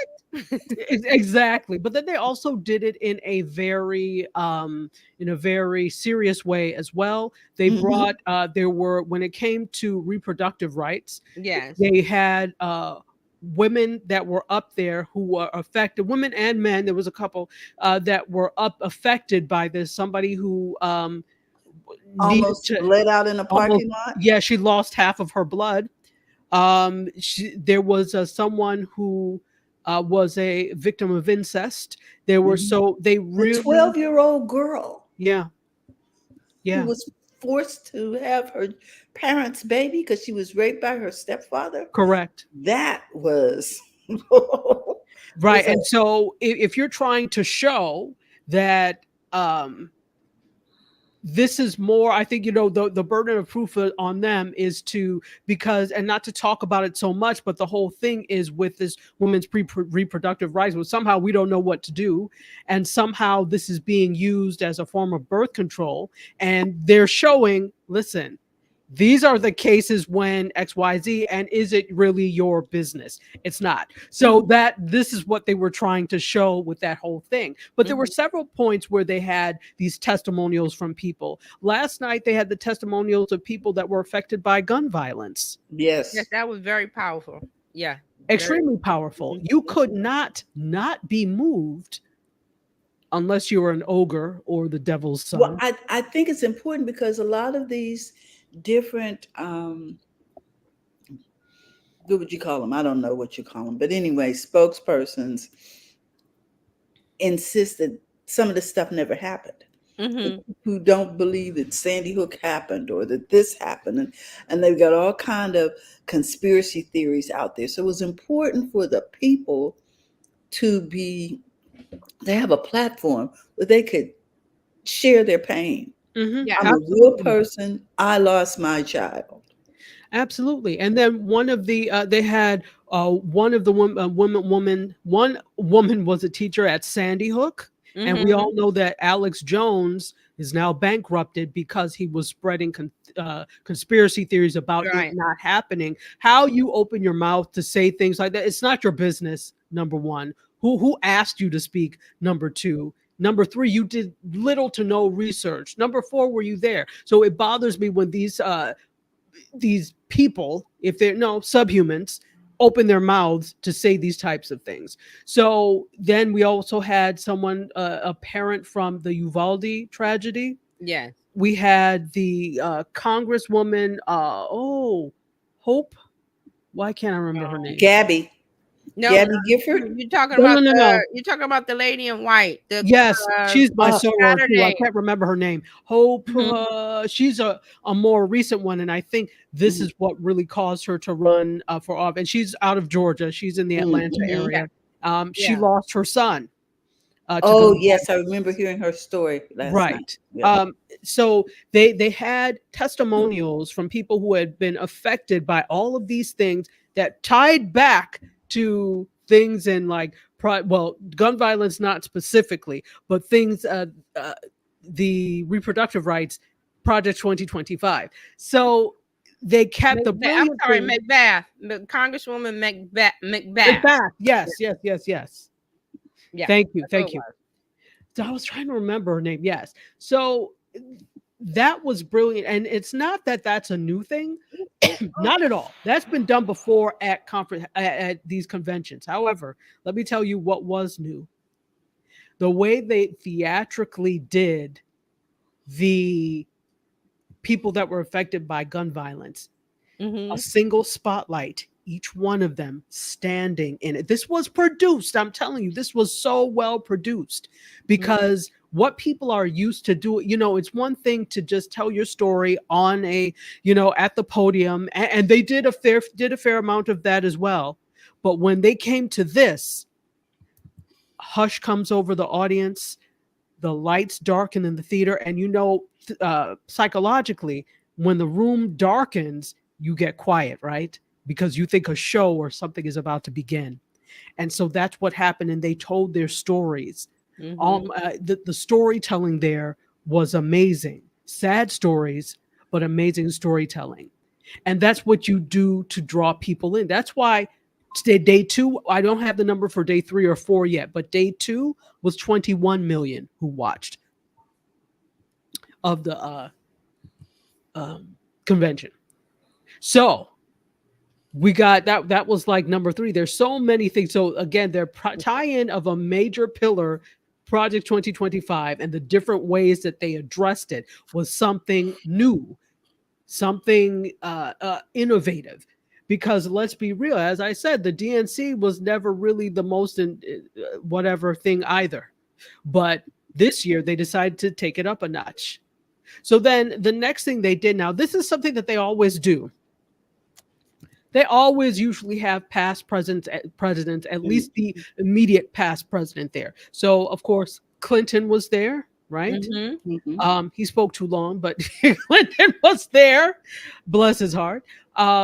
And then you had the Obamas. Now listen, there were a few key moments, particularly with Michelle Obama.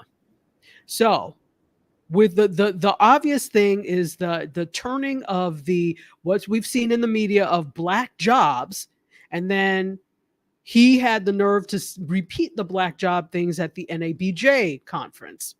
So what she said, who's going to tell him? This just might be one of the black jobs that you're going for. The crowd erupted. It was so well done. I mean, I'm with Barack. Who's foolish enough to follow her? She was good. She was really good. And on top of that, so now let's look at what another part of popular culture there, what she had on. Yes. First of all, I'm like, I need to see where I can get a dupe. First, this suit was designed by Monse, and it is $2,500. Okay. This is part of a collection. Apparently, this designer does that cross front type of thing with different things. But this per se was, if you go to their website, it's all over as seen at the DNC.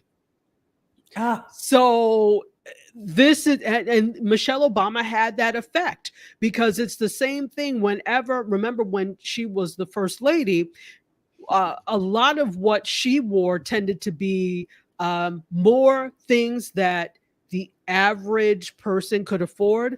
So she wore a lot of things from it's the same company as, was it Banana Republic, or so Banana Republic, the kids had Banana Republic stuff. Yes. So there were a lot of more, quote, affordable retailers. Exactly. Crew? I think she was J. with Crew. J. Yes. Crew. So she wore a lot of that. So once she got out of office, you started to see her style evolve, right? You started to see, and not that this wasn't always there, but when you're in the White House and under scrutiny, the people are, you remember she had sleeveless on, and they were, remember her arms were out, and everybody how freaked dare out. she? Right? So I think this was also a statement of, not only are my arms going to be out, but I'm going to wear the flyest suit I can find to make sure you people know who I am.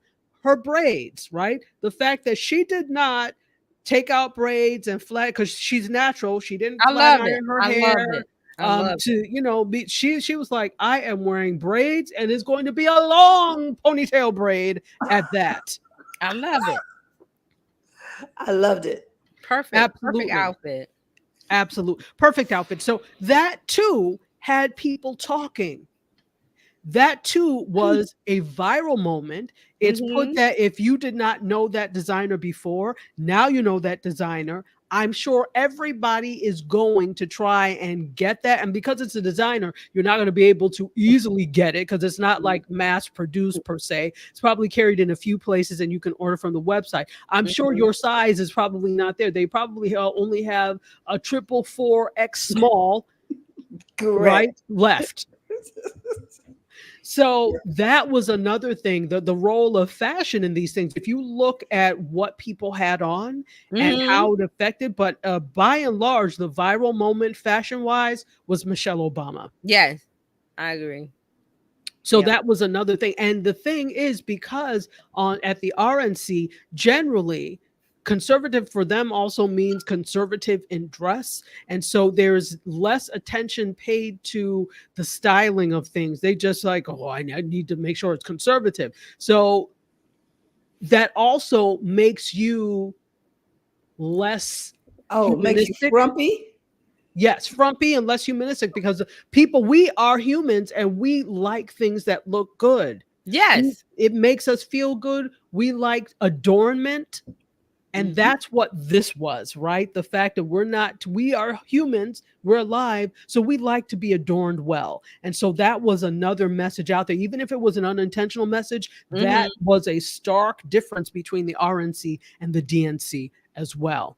Can I say that Absolutely. I love that Michelle Obama is like, this is me. This is my style. This is my hair. Like you said, she didn't have to flat out. Because when you're the first lady and you're in that, back then, you had to look a certain way. And they were complaining about her arms. Like, oh my God, just arms. But now she's like, listen, this is me. This is my style. This is my hair. This is the hair that grew out of my head. This is how it comes out.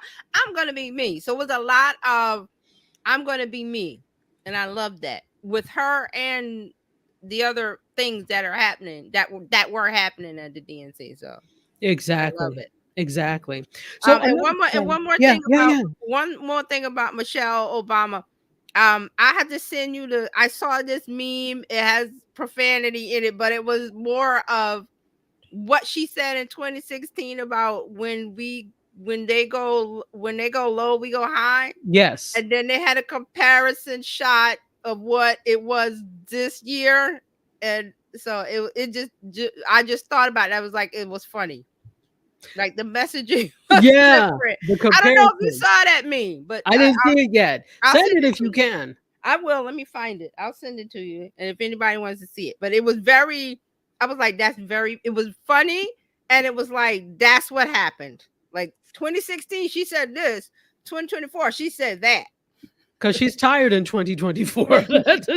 She's tired of these people. Somebody put it was on X or something somewhere. She can say what she needs to say. She has been loosed. There's no holding back now. There was holding back. Now there's no holding back. And she's just like, this is, I'm going to let it fly. That's why her speech was the way it was. And her look. So love all of it. Absolutely. So, I mean, we've already talked also about the inclusion of music. We talked about the Pass the Mic, but also just all the different people that were there that sang. That was key to include music in that in general, in addition to the DJs, also the people that sang and basically serenaded. And all the genres, is that how you say it? Genres. Yeah, the Dixie Chicks, formerly the Chicks or whatever. Yeah. Country music. Yeah, everything was kind of stripped down. Everything. They went and dug up Stevie Wonder. They did. I just called to say I love you. They did. But what they were really trying to do with this event, it appears, is to say this is for everyone. Yeah. This is for all of us. Yes. Irrespective of who you are, what party you align yourself with, what your ethnicity is. This is for all of us. Yeah, they tried to include everybody, and they tried to say this and this and that and that community and that community and this and this. And it was put together. It could have been a mishmash of not being cohesive, but it was. The thing I loved about this is that it debunk this whole thing about immigration. Who can somebody please tell these people we're a nation of immigrants? Some voluntary and some involuntary. I guess that, if you're not Native American, you need to be quiet. Everybody should keep quiet, right? Okay, everybody need to get Some are somewhere more and sit recent down. immigrants than others, but Yeah, that's what I'm saying. Like, okay. Absolutely. Yeah. I mean, and when you look at it, and it's interesting because I was watching MSNBC and Joy Reid made that that comparison. I can't remember the other She and her journalist she's with. counterpart. Yeah, the counterpart. Her counterpart is Asian from. Oh yeah, I saw. Yeah, I saw. What I can't remember where Burundi? she was from not Nepal. Burma? Burma, was it Burma? Some part of India. Some British Burma, right? Burma, which was formerly part of India. There's a lot, and so British and then, Empire. correct. And then yeah, because they were mentioning about if their mothers were alive there to see it. They mentioned something about their mothers. Which I thought They're was both very... the children of immigrants. Yeah. Right. Joy is Congolese and Guyanese. Yeah. Mm-hmm. So you have, again, as the brilliance of these two individuals brought to you by immigrants. You're welcome. So yeah, I mean I think it's the stupidest thing in the world to think you have nothing to learn from anybody else. That's absolute rubbish. Also the whole dumbing down of the conversation to make it as though immigrants are nothing but criminals, insane people, the kind of crap that he wants to label them with. Here was her mother determined to find a cure for cancer. Absolutely. I'm like, may I remind you as a Nigerian that Nigerians are the most educated group in this country? May I remind you? Okay. So, there are doctors you can't and fix nurses stupidity. and professionals leaving these South American countries because of what's going on with these dictators. It's not just blue-collar workers and uneducated people escaping from jail, according to, you know what I mean? Just stop it. Most of them are not, and that's the majority are not. So I think all of that, the way they did this production from a media standpoint, was brilliant. Yeah.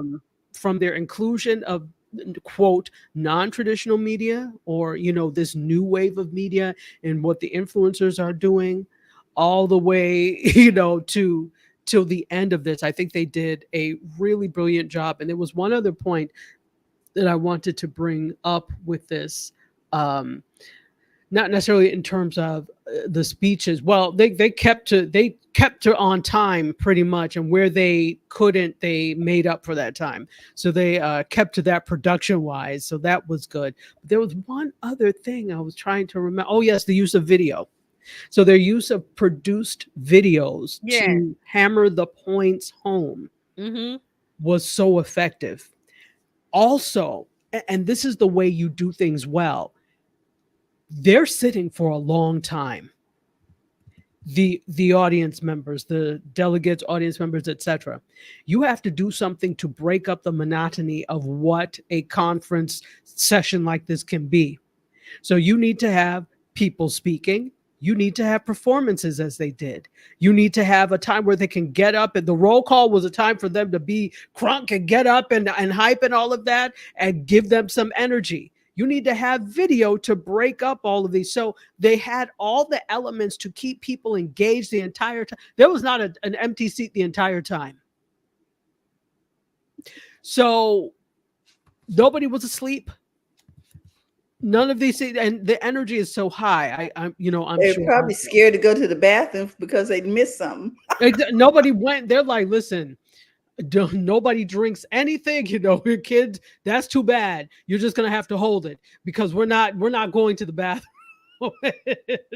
So I think they did a really great job of this. And again, I will say this again. For people that are saying, well, they didn't cover anything they did, that's not what this is for. And I need you to stop making comments on because I started to comment back, but I was like, you people are not worth my time. These are some people I know. I'm like, you don't know that that's not what this is for. But I'm like, I shouldn't have expected more from you. That's like expecting, this type of critical thinking from an ant, and I'm not going to get it. So, that's another thing for us to remember. We're going to see these types of comments on social media. We're going to see misconceptions. We just have to remember not to fall into it, to scroll past. If you need to block them, block them. If you need to put them on mute, put them on mute, but don't go back and forth with people who don't have good information. And I've seen a lot of it, and I'm not going back and forth with them. So, yeah. So that's the. Anybody have anything else to say about the convention? I have one thing as I mentioned, and because I was talking about Roland earlier. If you want to some of the sites, news sites have the whole thing, and you're like, I don't want to watch all that. If you go to Roland Martin's YouTube channel, Roland S. Martin, he does a good job of chopping everything up, and I love his thumbnails. Like he has one with Oprah. It says "Choose Joy," and she's like, she's doing the Oprah thing. And then if you want to hear what Oprah says, it's the Oprah section. And then he has her full, Kamala's full speech. He has the Kenan Thompson part skit that we were talking about. And I love his thumbnails. Like he has Amanda Gorman's section and Maxine Waters, Michelle. So all of the things that we've been talking about, if you don't want to search or scrub or whatever, and then he has the shorts. So his channel is good with taking his show, like a 2-3 hour show, and they chop it up later. So I love how he does that. So if you want to look for specific things, the thumbnails are really great at saying what it is. So Roland S. Martin, YouTube. Well, I have one thing, and that is the irony of when Kenan was interviewing the people. Yeah. The first one he interviewed was an AV guy who had no audio. Yeah, they couldn't hear him, so they had to skip. They had to move on. Oh my God! I know he was livid. I know he was. Yeah, I know he was like, what? But that's a chance if you're looking for the things that we're talking about, because it's a lot of the news channels have streamed the whole thing, and you don't want to scrub through or whatever. His channel does a good job of repurposing everything. So absolutely. Look. Well, Dr. Tachi, I am so. And also, I'm sorry. The link I put a YouTube link. That's the link to the it's CBS News. The section about the gun violence and Dr. Tachi saying about the spotlight is very powerful. That's the link that's in the comments. Everybody, that's for that section. Fantastic. All right, well, let's just move on to a few more things, because that was a very full session we had. But I think that was a meal. It was. We needed to talk about that too, because from a media standpoint, that was one of if we're talking about media events, this was the media event of the year. To be honest, I thought it was genius.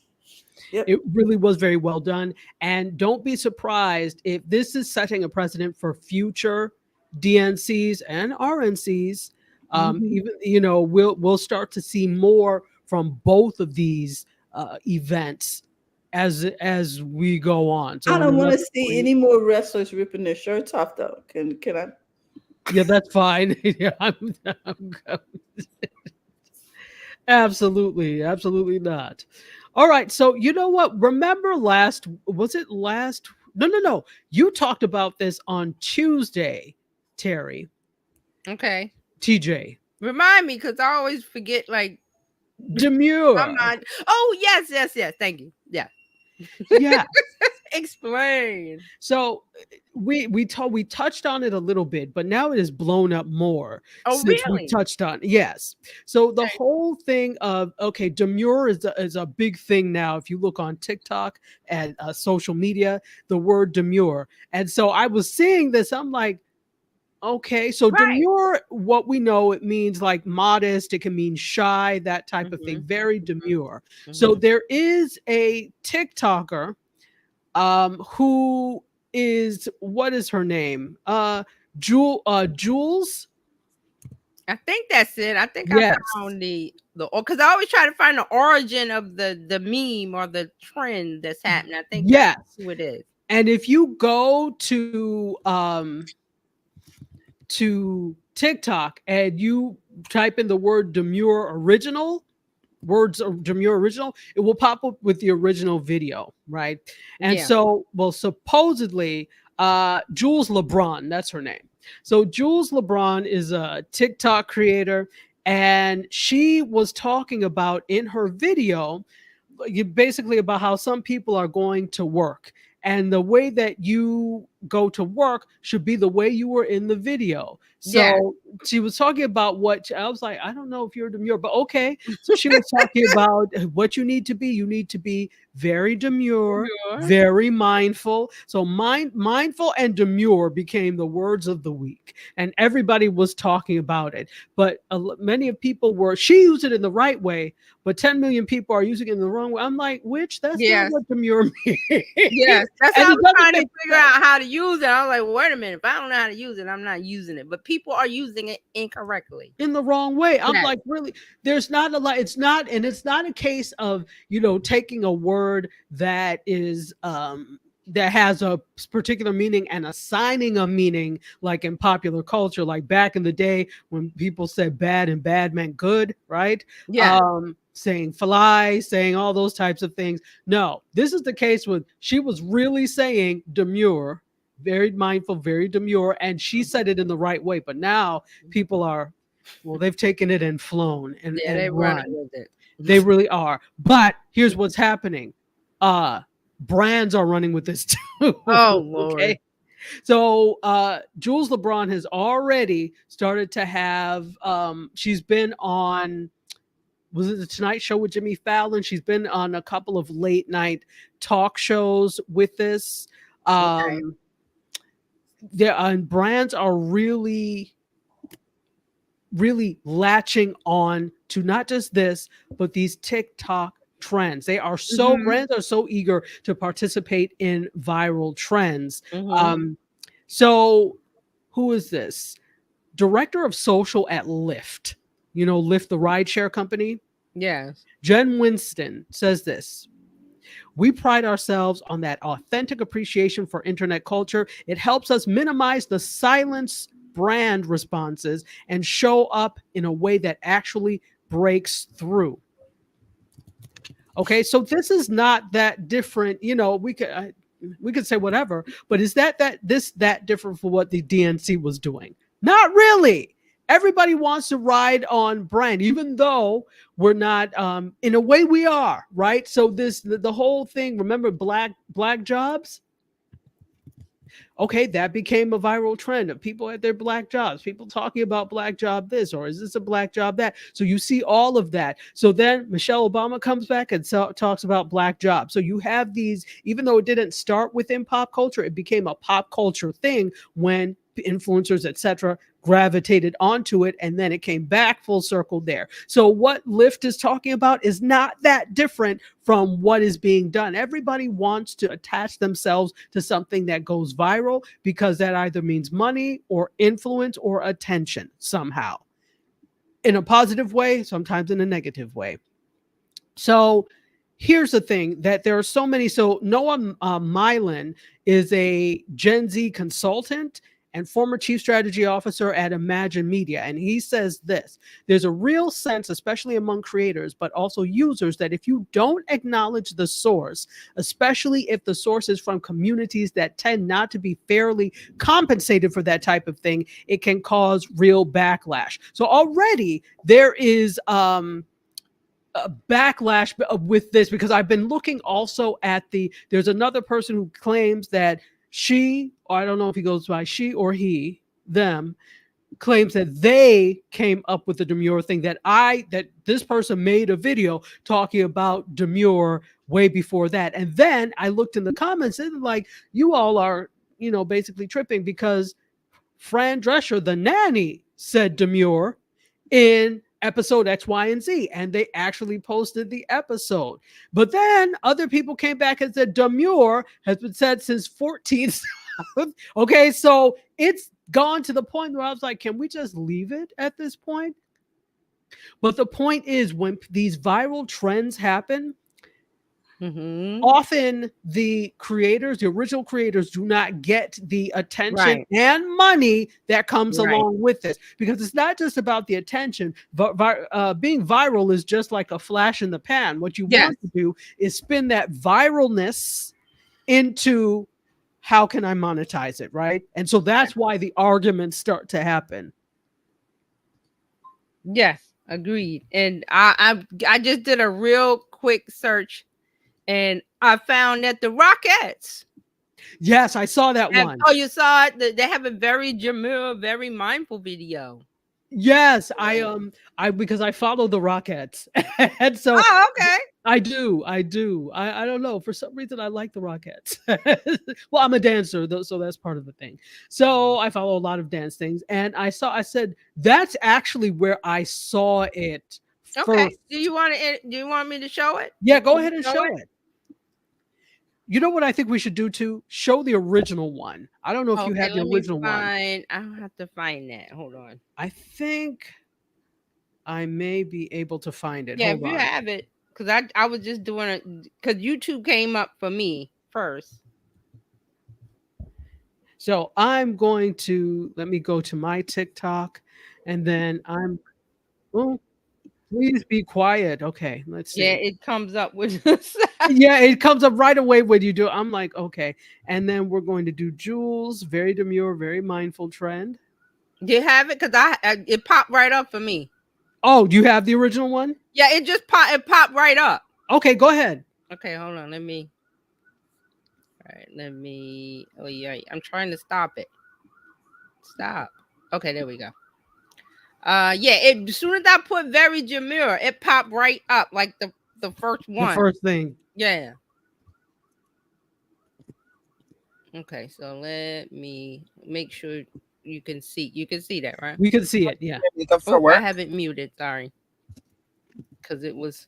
All right, let me back it up. I do my makeup for work. Very demure, very mindful. I don't come to work with a green cut crease. I don't look like a clown when I go to work. I don't do too much. I'm very mindful while I'm at work. See how I look very presentable? The way I came to the interview is the way I go to the job. A lot of you girls go to the interview looking like Marge Simpson and go to the job looking like Patty and Selma. Not demure. I'm very modest. I'm very mindful. You see my shirt? Only a little chichi out, not my chocho. Be mindful of why they hired you. Here's your reality check, diva. What's the name you'd like me to make it out to?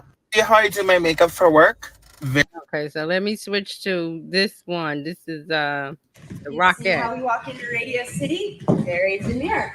We don't do too much. You see how we do our kicks? Very mindful. Again, we don't do too much. You see how we pose? We're very cutesy with it. Very demure. Okay, so there you go. That's Honestly, a little bit of it. If you ask me, I don't understand why this is a trend. Like I said on Tuesday, it hits, and you don't understand. We don't understand why, but it's just something that hit with Gen Z. They just, I think somebody even took her voice and made a song. So suddenly being ladylike is a thing. Okay. No, it's not that. It's just for some reason this influencer. It went viral and it the hit. word caught on. It just strikes. It's like lightning. It strikes and it moves on. It's a tornado. It strikes and moves on. That's what this is. Because this is about to move on quickly. I've seen other trends where I'm like, okay, I see why this is but this one I'm like, okay. No, this, and I love that this is going viral because you see that it's going viral. Go. Just for a reason. No rhyme, no reason.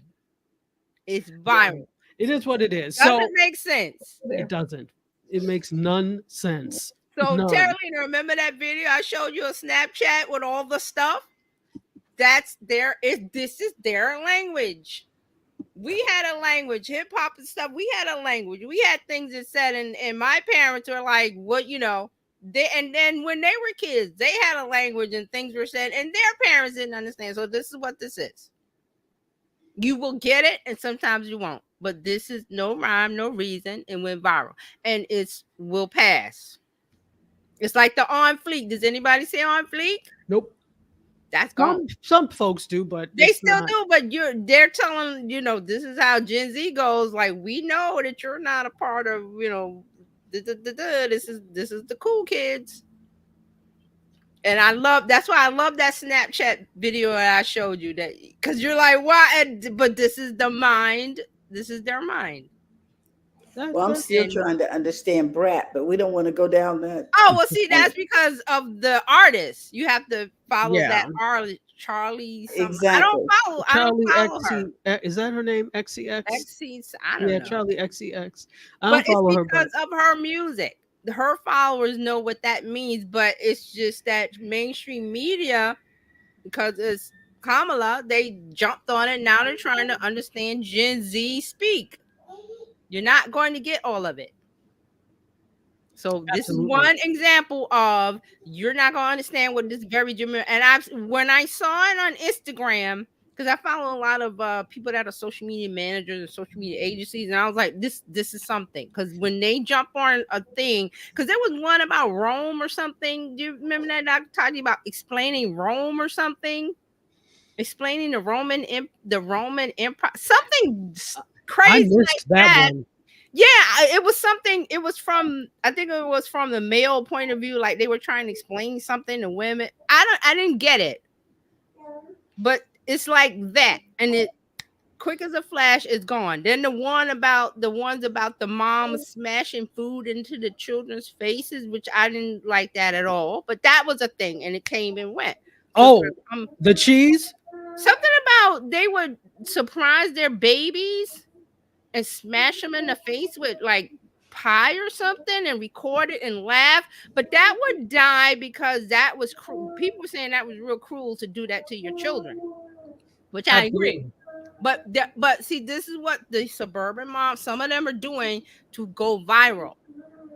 Like, there's a line you don't cross. Like that one, it died real quick because people were like, you are scarring your children. That was very harmful emotionally. That they would, they would put their kid on a kitchen counter and say, "Hey, so and so," and smash something in their face and laugh, and the baby would cry. It died. It was like it died really quickly, which I'm glad it did. But people are doing things like that to go viral, and they're not thinking. You're not thinking. So this one is a not harmful one, but this is how it's going. So absolutely, this one we don't understand. That's okay. I don't need to understand. I'm good. And it's going. See, we don't need to know because next week's gonna be something different. Absolutely. But because of the people I'm following on Instagram, the agencies and things, I see when it's coming. I was like, okay, this is a meme. Or let me see what's going on. And I found her, and I was like, oh, okay. And then you just move on. Yeah, exactly. And we'll move on. Yeah, these things are not going to pass. So not at all. Fleeting. So let's talk a little bit. I have like a couple of more. Okay. Chick-fil-A. Oh, Lord. Not just known for their salty chicken sandwiches. They are now trying to get into the media game. They are hatching play. You heard what I did there? Hatch. Like eggs. Hatching plans. Yes. For a streaming service. Their own Chick-fil-A streaming service. Hey. Yeah, and no, it's true. It's a true story. So what are you going to stream? Chicken fried chicken stories? Oh well, let me user generated content. Well, you know what? That would actually be good. I'm not sure they're going to do that, but they're actually working with a number of major production companies, including some of the studios. And what they're trying to do is create family-friendly shows, particularly unscripted family-friendly shows.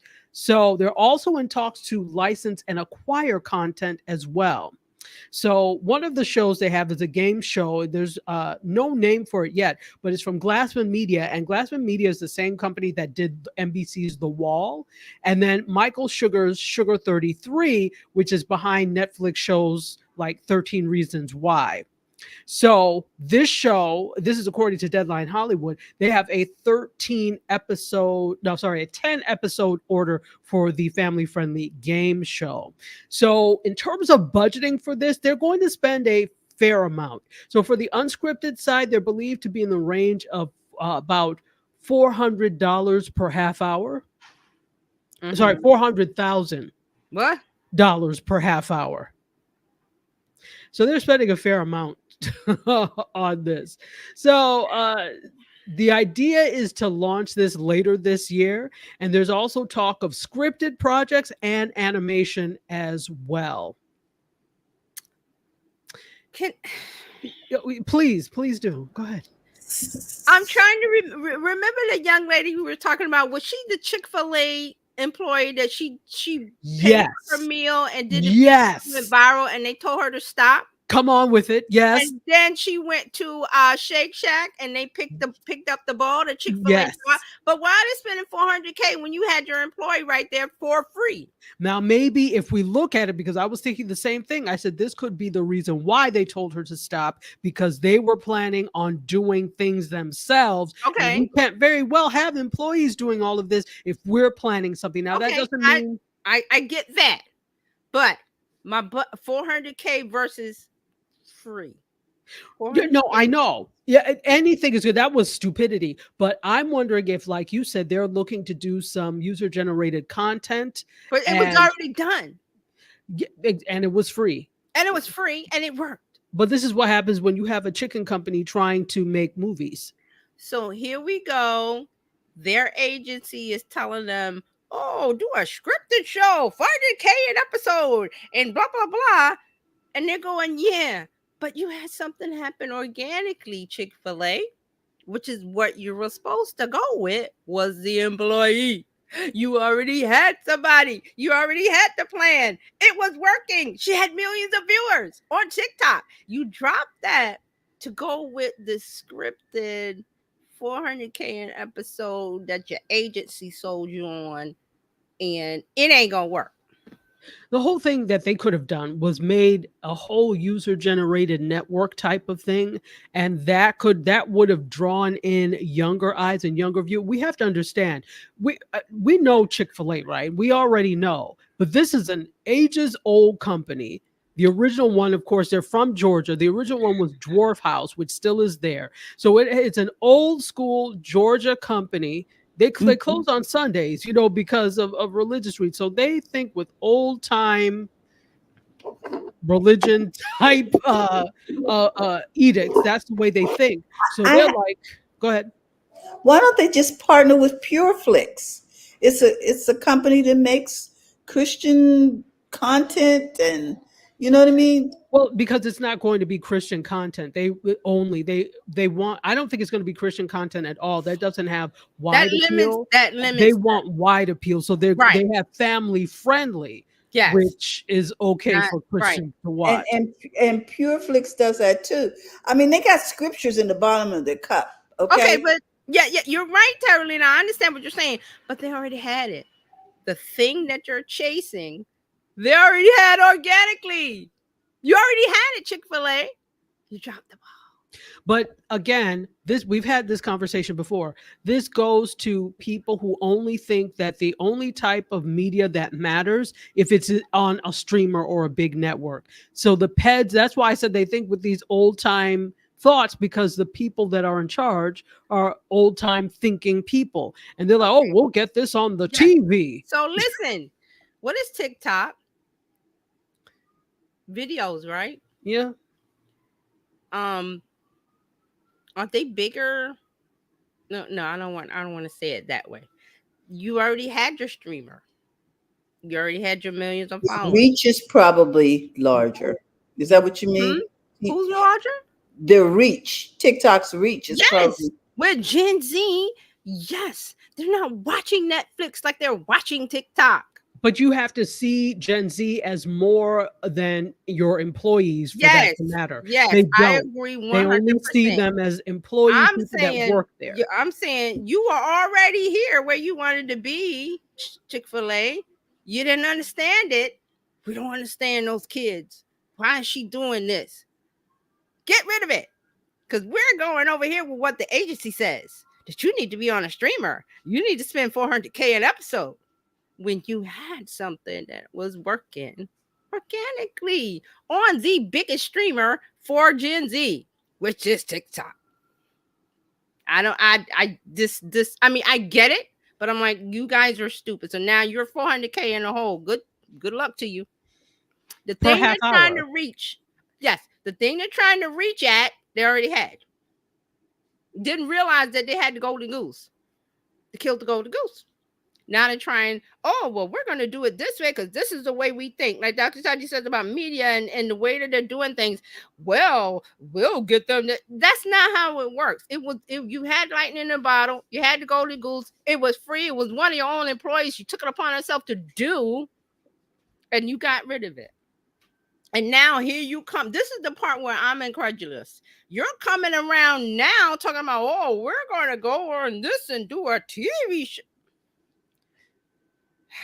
So now what they're doing, so the show that they have that has a 10 episode order, if it's half hour and they're talking about 400,000 per half hour, that's $4 million they're spending on one show.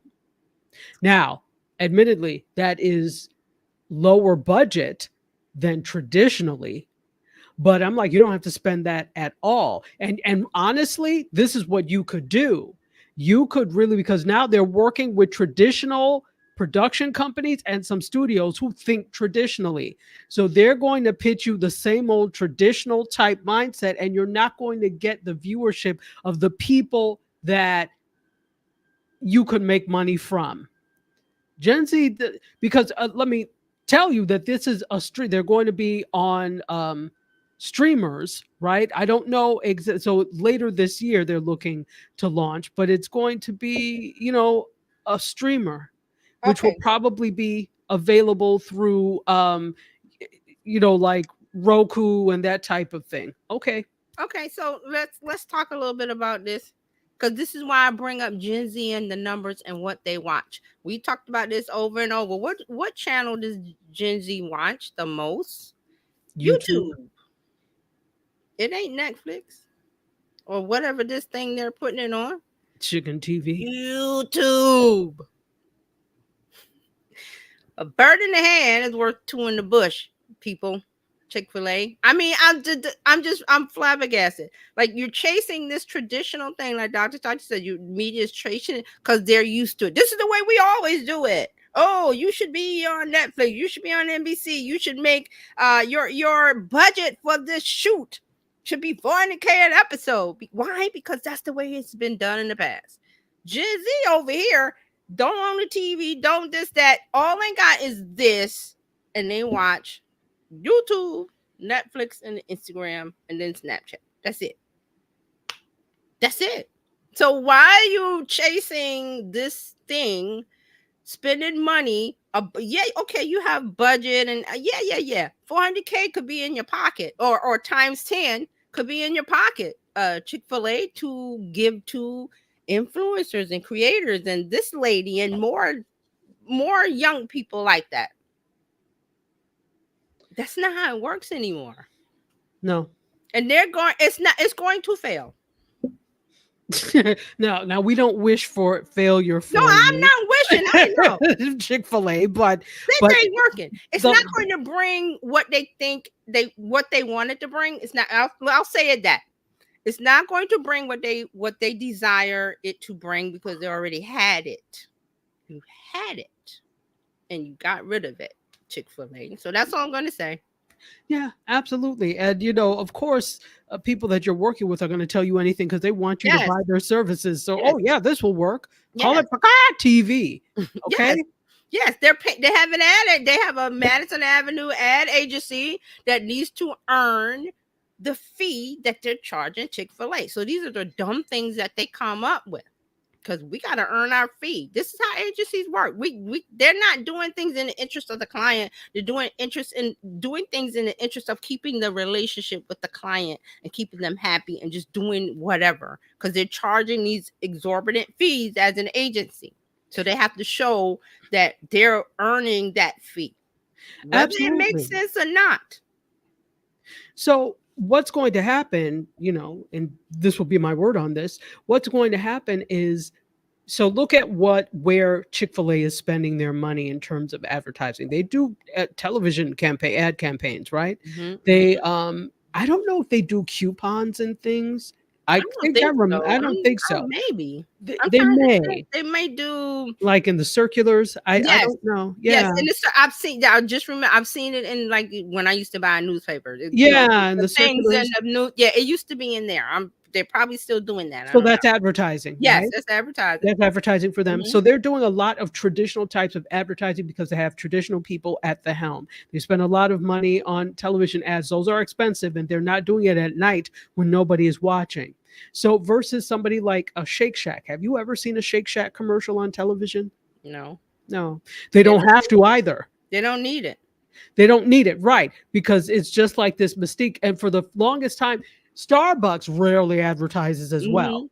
At the very, Well, very, very beginning, they used to, and their so thing was who does the advertising for Starbucks?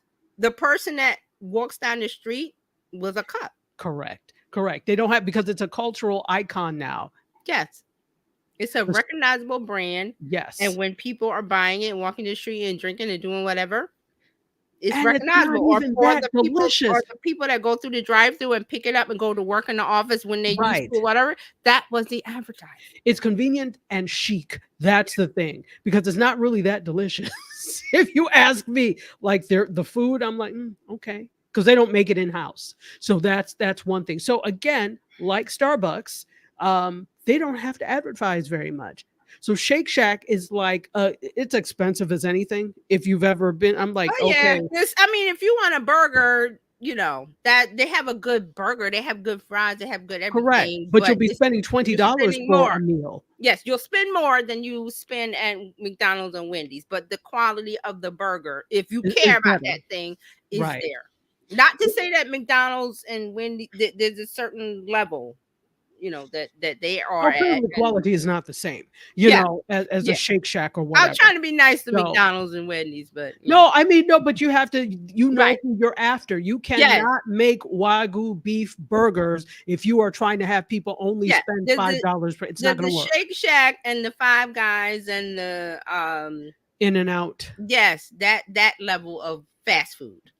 Correct, correct. So the point of all of this is that they are thinking very old school, and so they're going to do old school things when it Yeah. comes to a television venture or media venture. Yeah. Whereas someplace like a Shake Shack, what you're talking about, this UGC, Yeah. that's probably more suited to them. But see, They're what not- I'm so mad with Chick-fil-A is that they had it, the thing that they desired, and they got rid of it without knowing, because like you said, old school, old thinking, old people I'm not putting old people down, I'm just saying they're in those positions of power within the corporation, and they're not thinking with the youthfulness that they desire, if that makes sense. They Yeah. desire Gen Z, but they don't like Gen Z. And you got to find a way to like them and understand their mindset in order to make what you want happen on the online world. Absolutely. So that's what I have for you today. Good luck, Chick-fil-A. I'm rooting for you. Good luck. I am. I hope it works out, because that's a lot of money to spend on something that doesn't work out. But if it works out for them, we'll see. We'll see. I don't feel bad for that corporation, because they could do better. But They could, and they really support causes Seriously. that I'm not a fan of. Right. that They are- could do that better. Are hateful. So And see, here's the thing. They see that they are turning customers off and they don't care. That part I don't like. yeah, absolutely. So So, I'm not going to sit Good there. luck, Chick-fil-A. I know you Exactly. can do it. Spend that $4 million. They'll see. They'll learn. But that's what I have for you all today. Good stuff. Thank you. See, I'm like, Thank you so much, Dr. Chachi. Oh my goodness, ladies, I just want to thank you for coming by today to be a part of Tech Life Weekly. I want everybody to know that they can reach you if you're looking for TJ. You can find her here at terryjohnsononline.com/info. You can connect with her. And also you can find her on Instagram, Terry Johnson online everywhere. YouTube. Except for X. discourse. Don't look for me on X. Yeah. So, guys, you can find TJ. Also, you can find Dr. Tachi at Indie Soup Media. And we just wish that you would connect with these fine ladies and make sure that you let them know that you appreciate, just like us, all that they do to keep you informed. Oh my goodness. So here are some of the places. Behind the rants. Here are some of the places where you can find Dr. Yeah. Tachi on the Kenny Burns Show. You can find her on Mediascope, and you can find her on Indie Soup Media TV. With that, we want to remind you that we look forward to talking with you Monday through Friday here on BizChicks TV. If you're looking to be a part of the BizChicks community, simply text biz to 33777, or you can find us at bizchicks.net. With that, we want to say thank you for your time, and we hope you enjoy today's Tech Talk. Thank you. Bye-bye. Thanks for watching, everybody. Have a great day.